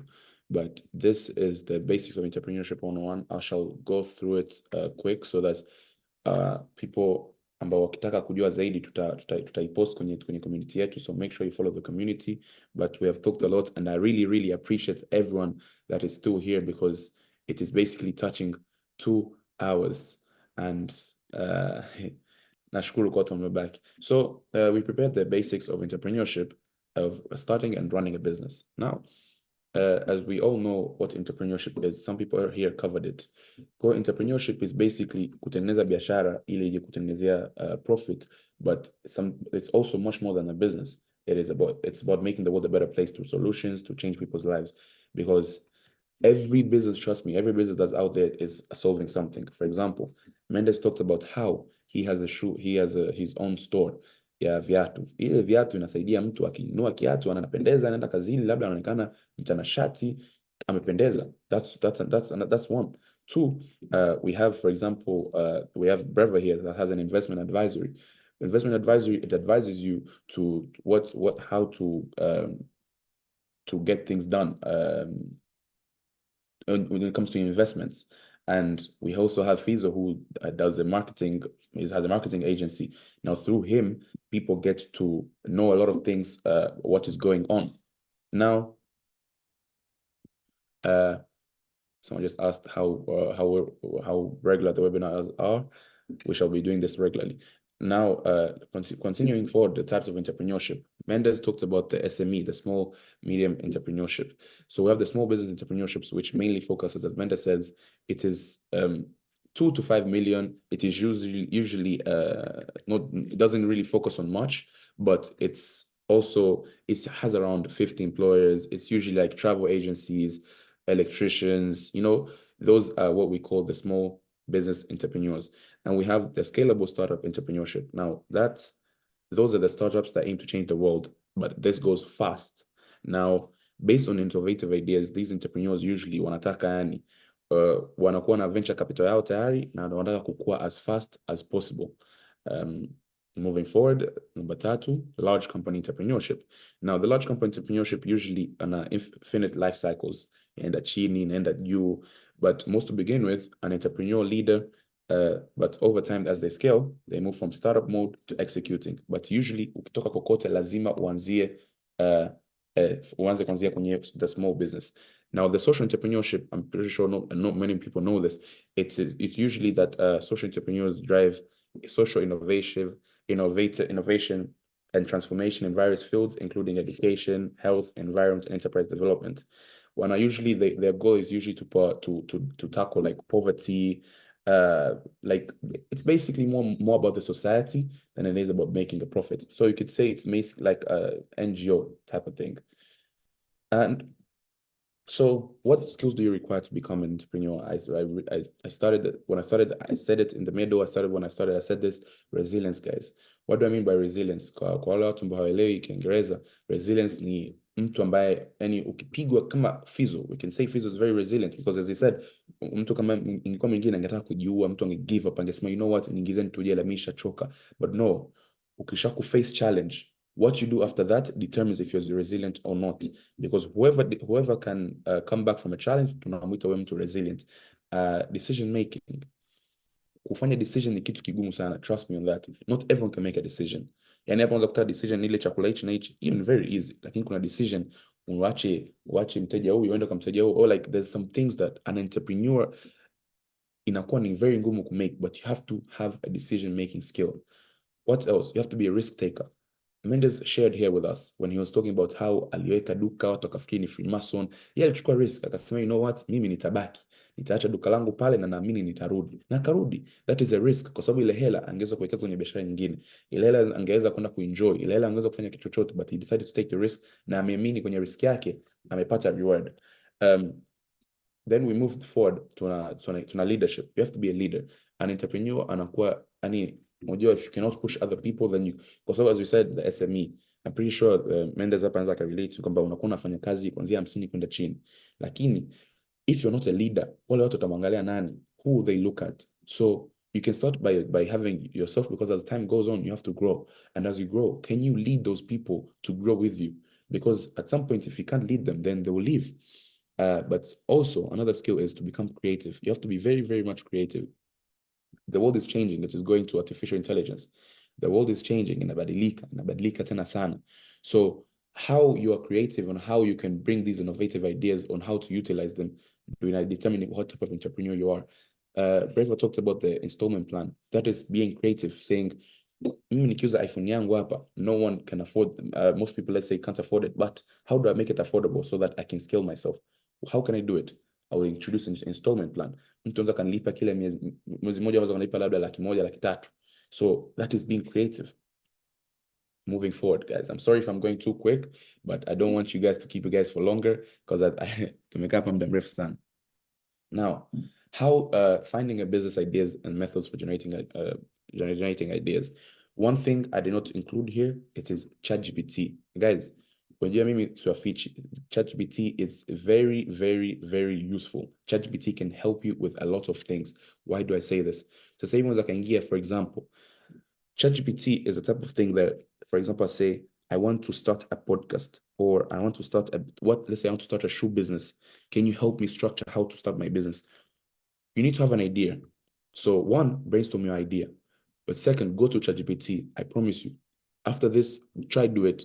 Andika, if you guys don't know about ChatGPT, search ChatGPT. Mwambie, mimi nataka kuanza biashara, academy ya mpira, but I don't know how to go about it. Can you help me? ChatGPT will list down everything you need to do. Now, what happens after that is, if you're an executor or not, that's when you will determine inakwaje. But also, so that is about the ChatGPT part, but also observation. You need to observe what is going on. You need to observe what other people are doing. Kwa hiyo, this goes for observation and research. So for example, me here, us three, we all have this, they have the business as selling TV business. Na upi anauza TV, na mimi nataka kuuza TV. I have to observe and research. Where is his market? Where's his market? What is his price? Huyu yake ni bei gani? At the end of the day, after I do my research, sasa hapo ndo sasa kwa mimi ningeona hii biashara ya kuuza TV, kwa hiyo itanisaidia, ninaweza nikauza hapa na hapa na hapa. Hapo ushafanya research yako, umeobserve kinachoendelea na competition. People don't understand, but competition is very important. Mendez kuna competition, kuna friends. Mendez aliongelea kwa rafiki yake anauza viatu pia. I'm pretty sure yeye pia gain ideas of how rafiki yake anauza viatu, akaingia mwenyewe. But kingine pia ni networking. When you network with a lot of people, when I started this webinar, nilisema kuna mtu anaitwa Eli. Shout out to Eli if he's in here, but shout out to Eli. Eli aliconnect na watu kwenye Connectors Club, akaanzisha akaanzisha importing and exporting things from China. Now, it's not an easy business, ni risk amechukua, na pia akaja akafika kwamba amenetwork na mtu akapata opportunity. So the more you attend these webinars, the more people think that because we're doing these webinars, like we want, I don't know, we want something. We're doing this to help people gain ideas. We're doing this to help people connect. Because end of the day, it's not really like company sisi inatusaidia sana. Inatusaidia obviously to connect with other people, but also inawapa watu wengi. Sisi the reason why we do this is because when we see other people succeeding, it is what fills our money, like fills our minds like, oh, we're doing something right. So when Eli comes to us and says, oh, we did this and imetusaidia, when someone else Fizo amesema hapa imemsaidia sana Connectors Club, amconnect na watu wengine, inatupa motivation ya kuendelea. You guys, we did a poll, or how, if you guys want more webinars, you guys said yes, that is motivating us to do more. But networking, guys, is very much key. Fizo network with someone in jail. Anywhere you go, try network. In jail, ile relationship pale, kwa sababu mkutana na mtu mkiwa mna shida, mnafika mbali sana, kwa sababu mnakumbukana. Lakini mkutana na watu kwenye raha tu, I say Fizo can say hapa. Now, I did find Kweli this. Naam? nasema it's true, unachosema ni kweli sana. Now, can you do the slide? I was also about identifying and creating solutions. Nimeongelea hapa kuhusu your interview Modelji, which I would really love for people to go and do this, because they'll go watch it, because it is very much beneficial. I learned a lot from it personally. He talked about, I said this too, in order for your business to succeed, you need to solve problems for your customers. Now, I'll give an example, Modelji. Why did I say Modelji? Modelji anauza soda. Mtu akianza kununua soda. Modelji anauza maji. Unakianza kununua maji. Modelji anauza pikipiki. Unataka kusafiri, anza anakupatia. Modelji anauza IC. Kuna joto kwenye nyumba yako, kuna IC. Modelji anauza unga. Unataka kufanya chapati, unataka kufanya kitu chochote, anacho. So, once as I said, also Mendez, just a simple example in here. Mendez anauza viatu. Mtu anataka kesho kupendeza kwenda kazini, you're solving so make sure before you start something, make sure you have you're solving a certain problem for your customers. Now, to identify these problems, you need to immerse yourself in the environment or the context where the problem exists. So you have to put yourself in the position where, okay, if I was in that position, would I need this service or would I need this product? Because that really helps a lot. You also need to speak to potential customers, observe their behaviors, and understand their needs and find the pain points so that you know how to identify and create these solutions. So moving forward, let me just, because I don't want people keep people here for long. Talking about assessing market needs. As I talk, this just basically covers the identifying, creating solutions. You need to know the market needs. Once you know the market needs, just do market research so that you know the potential demand for your solution. Answer questions like, who are your potential customers? What are their needs and desires? How big is the market? Who are your competitors? All these questions are very much key, because zitakusaidia to have the business plan set to go forward. Defining your target audience. As we all know, nimeongelea hapo kwamba ukishakujua kwa mfano competition wangu, target audience yangu ni nani, inaweza kukusaidia pia na wewe mwenyewe kujua target audience yako itakuwa ni nani. So the target audience is the group of people who are most likely to buy your product or service. How to identify them? They can be defined based on various parameters like age, gender, location, income, interest. As Mendez said, viatu. Watu wengi ambao hawezi kuwauzia tu ambao wanaenda chuo, kwa sababu vile ziko mainly corporates, na wale wanaenda chuo pretty much unavaa tu trainers, unaenda shule. So vitu kama vile, that is your target audience. Kushajua mimi nataka watu wa corporate. So understanding your target audience is crucial as it helps in designing your product, marketing it, and even setting the price. Market research techniques ambazo mimi naona zitasaidia sana. Surveys and questionnaires, these are things that even your friends can answer. Kwa mfano kama mimi ningekuwa Mendez nikamtumia rafiki yangu, anaweza kanunua kiatu 1,500,000, kisha kuniambia no, hapa nishaniambia I need to move forward to other people. Corporate person, can you buy 200,000 kiatu 200,000? Akwambia yes, because this is my market.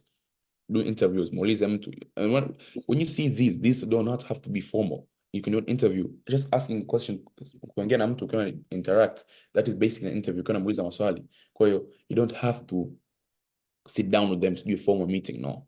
But also competitor analysis, as I said, you need to know what your competition is doing for you to proceed and succeed.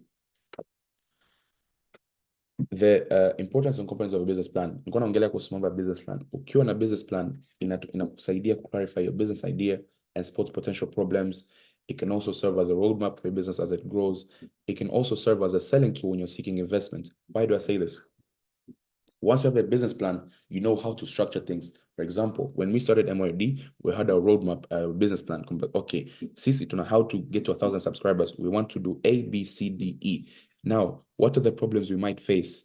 We might face problems when it comes to people subscribing, how to people attention spans zipo low. Kwa hiyo, these are things that you have to consider, write them down, note them down, ili zije kukusaidia kwenye hiyo business plan yako. Business plan yako itakusaidia kufika mbali sana, hata kupata investment. Someone here typed in the question, I don't know if there's a chat of the question, they said they asked if this place can be a tool where to get investments. At some point we could, I mean, for the people that attended our last Connectors Club event, we hosted a competition where the best business plan anapewa hela na akashinda hela. So we might do that for online, so the people ambao wako mbali pia wafike pia. So what should you include in your business plan? Have your executive summary of your business, the company description, what do you want to do with the company, market analysis, I've already covered that, the organization and management, how you're going to organize your staff, how you're going to manage your staff, the service or product line, what product are you going to be providing, what service are you going to be providing, marketing and sales, how you're going to market your product or service, how you're going to sales, financial projection. Also, financial projection is very much important because it will determine how much money you have right now, how much you need, and how far you can go with that amount. Your business should be smart. What do we mean when we say smart? I'm pretty sure everyone who went to school anaelewa.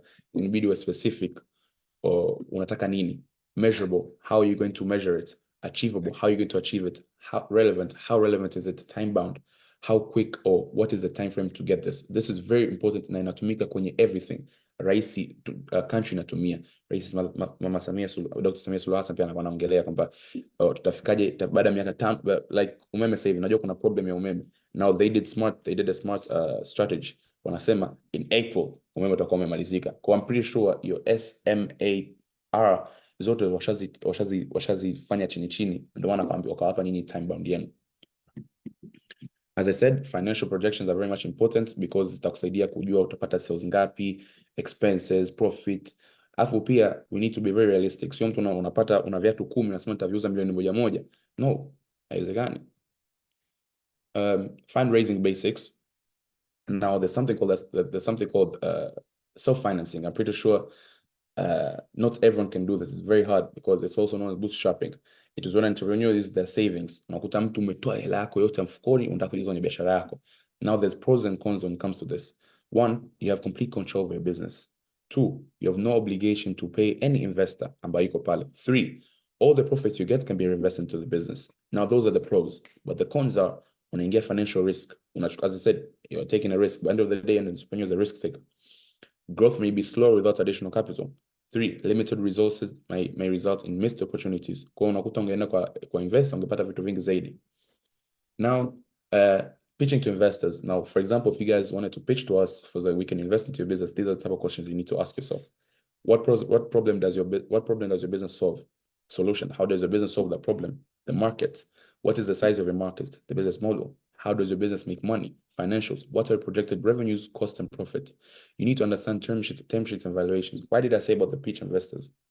Because no investor is going to invest in any business. They have to know how am I going to make my money back? They need to understand the business. They need to know the risk that they're taking.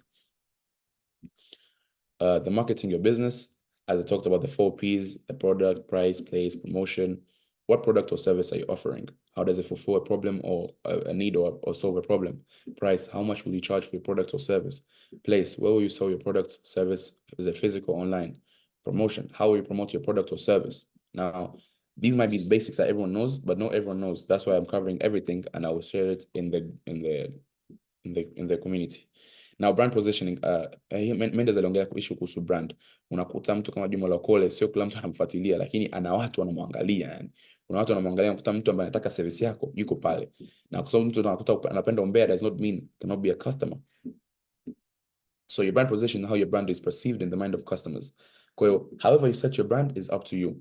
It could be any, but you need to know how you stand as a brand, because if you don't brand yourself properly, then trust me, utaondoka. There's also branding yourself as a person. That's why Mendez akasema ukiwa unaongea na watu, yani jiweke vizuri. Fizo akasema pia jiweke vizuri, ongea na mtu vizuri, brand vizuri. So mtu anaongea tu just for the sake of talking. Implementing your marketing strategy. There's digital marketing tactics, there's measuring your marketing efforts, there's growth hacking. So you can measure your marketing efforts by looking at analytics. There's digital marketing tactics, as Fizo was talking about. You can use people, you can post yourself, you can have your own brand. That's why you should not take your social media for granted. How can you scale your business? All businesses go through different stages in the life scale. Kuna startup, kuna growth, kuna established, kuna expansion, kuna maturity, but also hapo katikati kuna declining. Kuna business nyingine kisha kwanza startup ina decline, hamna tena biashara. That is why hizi mpaka ifike huku, mpaka ifike maturity ni muda mrefu sana, because it's not easy for business to mature for everyone just to know.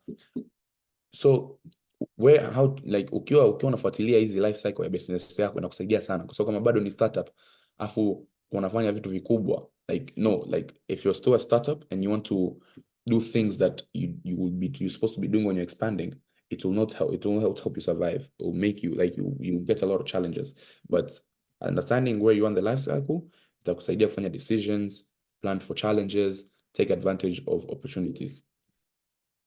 How can you plan for growth? You can develop a growth strategy. Okay, nikishakuuza viatu 100, I'm going to now go to 250. And when I get to 250, I'm going to use different marketing strategies. I'm going to have a different sales forecast. Those things like that. Managing operational challenges, because ukishakuuza viatu 100, nitakuuza viatu 250. Hiyo ni vitu challenge nyingine kabisa hiyo. That's a new operation strategy you need to have. You need to build a team. As I said, you need to know how to lead a team. You need to have a good team around you for you to be able to grow. How can you fund your growth? External financing, I mean people investing, or one, reinvestment of profits if you're your own, if you did bootstrapping. Now, I know I went too quick, but this is for the people who are Siboreke and Apia, because we went for more than 2 hours. So if anyone has a questions, please feel free to ask and we shall answer before we end our webinar. I think I've seen some questions here in Asema. For someone who has these introvert traits, maybe inakuwa challenging when you're connecting with others. What is the take angle? What is the take on this angle? Mimi ningependa mmoja wa speakers wajibu hapa swali while I'm looking at other questions. Na naamini hapa kwenye maswali kuna Moyodi podcast hapa, kuna Mendez, kuna Fizo, na kuna Brever. May one of them please answer this question, or would you like to take the floor? You may answer. Let us see the question is right here. That's a tough one. I can't speak for that because I'm more of an extrovert, I would say. But you're on that angle, kama wengine wanaweza kujibu, tapendeza. So just to answer this question, because we've done an episode on how to connect. Let me just try pull this up. But you know, to be honest, at some point you have to get out of your comfort zone. Ukiwa kwenye comfort, growing is very much challenging. Like growing is when you grow, it brings more challenges. Like how do I say it? Growth is not comfortable. So for you to try to grow, you need to try get off the comfort zone. If you're an introvert, try mdogo. For me personally, I don't know if it's true. Kwa watu wazima ambao wapo ndani, they can tell me if it's true or not. Lakini mimi nimesikia ukienda kuogelea sana, you gain a lot of confidence. So that is how personally, that's how I believed it, and that is how I took it. But if you guys want to know more about this, then please let me just find this episode right here.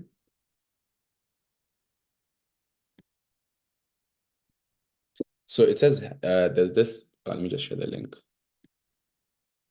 It says here how to network with other people. So this really it helps other people. Like it's a 45 minutes episode, ambayo inakusaidia wewe ujue if you're an introvert how to tackle this. Now another question about tumeona. Can this be one of the among of the incubators to pull funders and investors to connect them while listening? As we said, yes. Sisi tusha host event iliyopita tukafanya mtu akashinda hela, so we shall do more. At some point we could do a challenge, mtu aje na nini. We could also let the people vote nani ashinde, because last time tulifanya hivyo because we thought tulikuwa na judges. Actually we could do that again. My question is that how do you people discern how to place people, because sometimes people pretend for a while, you may connect thinking they have a right to motive, but this is very much true. Sangiona na connect na mtu anajibrand kumbe sio. Sasa ni wewe, it's how you look at it. It's how you can take it. Mimi, I was told something once. So after we hosted our first Connectors Club, a lot of people wanted to meet me, but I asked one of my mentors, nikamwambia kuna watu wanataka kuniona, can you please tell me what to do? Because I don't think if going to meet everyone is beneficial. akaniambiaje, before you go meet them, text and be like, what do you want to meet about? Or if you see someone not going straight to the point, there's no point of going. Keep the connection, don't get me wrong, because you never know about tomorrow. But there's no point of you wasting your time to go all the way to talk to someone and then they're not giving you any value. So ask them certain questions, have your questions ready to, because sometimes for me personally, I have some questions I can ask someone to know if this is a proper connection or this guy might be wasting your time, because not every connect is valuable. Some are just wasting. Kingine, kama Fizo alivyosema, pray, man. Mungu yupo, and just do as much as you can. Trust your gut, Pia. That's very important as well. And learn, because all these things are just experiences. Before you get to the top, you have to stumble. You have to lose some to win some. Like there is no easy way to go about it. So kama ni watu ni kuongea nao, kama you're the introvert, like you have to try to get out of your comfort zone and try and do things that make you feel like, okay, this is not pretty right now, but I know after I get to this stage, nitafika sehemu, I'm like, okay, I'm very comfortable. I used to be an introvert, but I got out of that comfort zone and I was like, okay, it's really not that bad. And I'm here now working with all these amazing people that I work with right now, and we're doing amazing things. So get out of the comfort zone. You never know what's on the other side of the door until you open it. That's very true. Now, Brever just commented, guys, for the people that didn't know, he said that he has some other commitments. We really appreciate. I mean, we've been here for 2.5 hours. We still have 46 participants, and that is the number we started with. So props to everyone that is here. The other question was, let me just answer the last two. If anyone has a question, please ask it now, because after this, shall end the webinar. How frequently do these webinars occur? Now we shall do a poll on Instagram to see how frequently you guys want it. We could do it every month. We could do it after every 2 weeks, but we shall see with the demand, because this is for you guys, not doing it. We're not doing this for us. It's for you guys. I have a question to Brever. Well, unfortunately, Brever has left, but for the people that would like to connect with these people, follow these people, you can follow Connectors Club TZ, and you shall see all the Instagram handles, because it'd be hard to type them here. We have Mendez you can connect with, you have Fizo you can connect with, you have Brever you can connect with, you have me, myself, Montey you can connect with, you have Eddie you can connect with, you have Aaron you can connect with, and through that you can also see other people behind our team. We have Lawrence Nzuki, we have Nyanda, we have David, we have Mervin. There's a lot of people you can connect with. There's Elevate Group as a group if you guys want to party. Yeah, I'm pretty sure there's someone that's gonna be. Yeah, I mean, no, sometimes you have to have fun. Well, yeah, Yeah. you have to have a little fun. Yeah, Elevate Group. That's one of the parties that formed Connectors Club. We have MOD podcast if you guys want to check us out and listen. And so this has been very much helpful. Will be available. Thank you very much, Nora. We really appreciate it. And also, just to end this, before I end it, since there's no other question, That's my mom. Oh, shout out to Mama Eddie. Damn. This question goes to the guy who runs clearing and for them. Now, for this question, unfortunately, I cannot answer it right now because he's not here. And also, I'm pretty sure it's a very much detailed question. So I'd suggest Mendez. Naam. Nakusikiliza boss. Naam, kulikuwa kuna swali hapa, lakini ningeshauri akudie, maana ni swali kidogo ambalo liko kiufanisi zaidi kuhusu mambo clearing and forwarding. So I'd suggest you DM Mendez, na ndugu yangu hapa hachagi DM, kwa hiyo atakujibu, hamna shida. Now, as I was saying, there's 3 things I want to say before there's 3 things I want to conclude.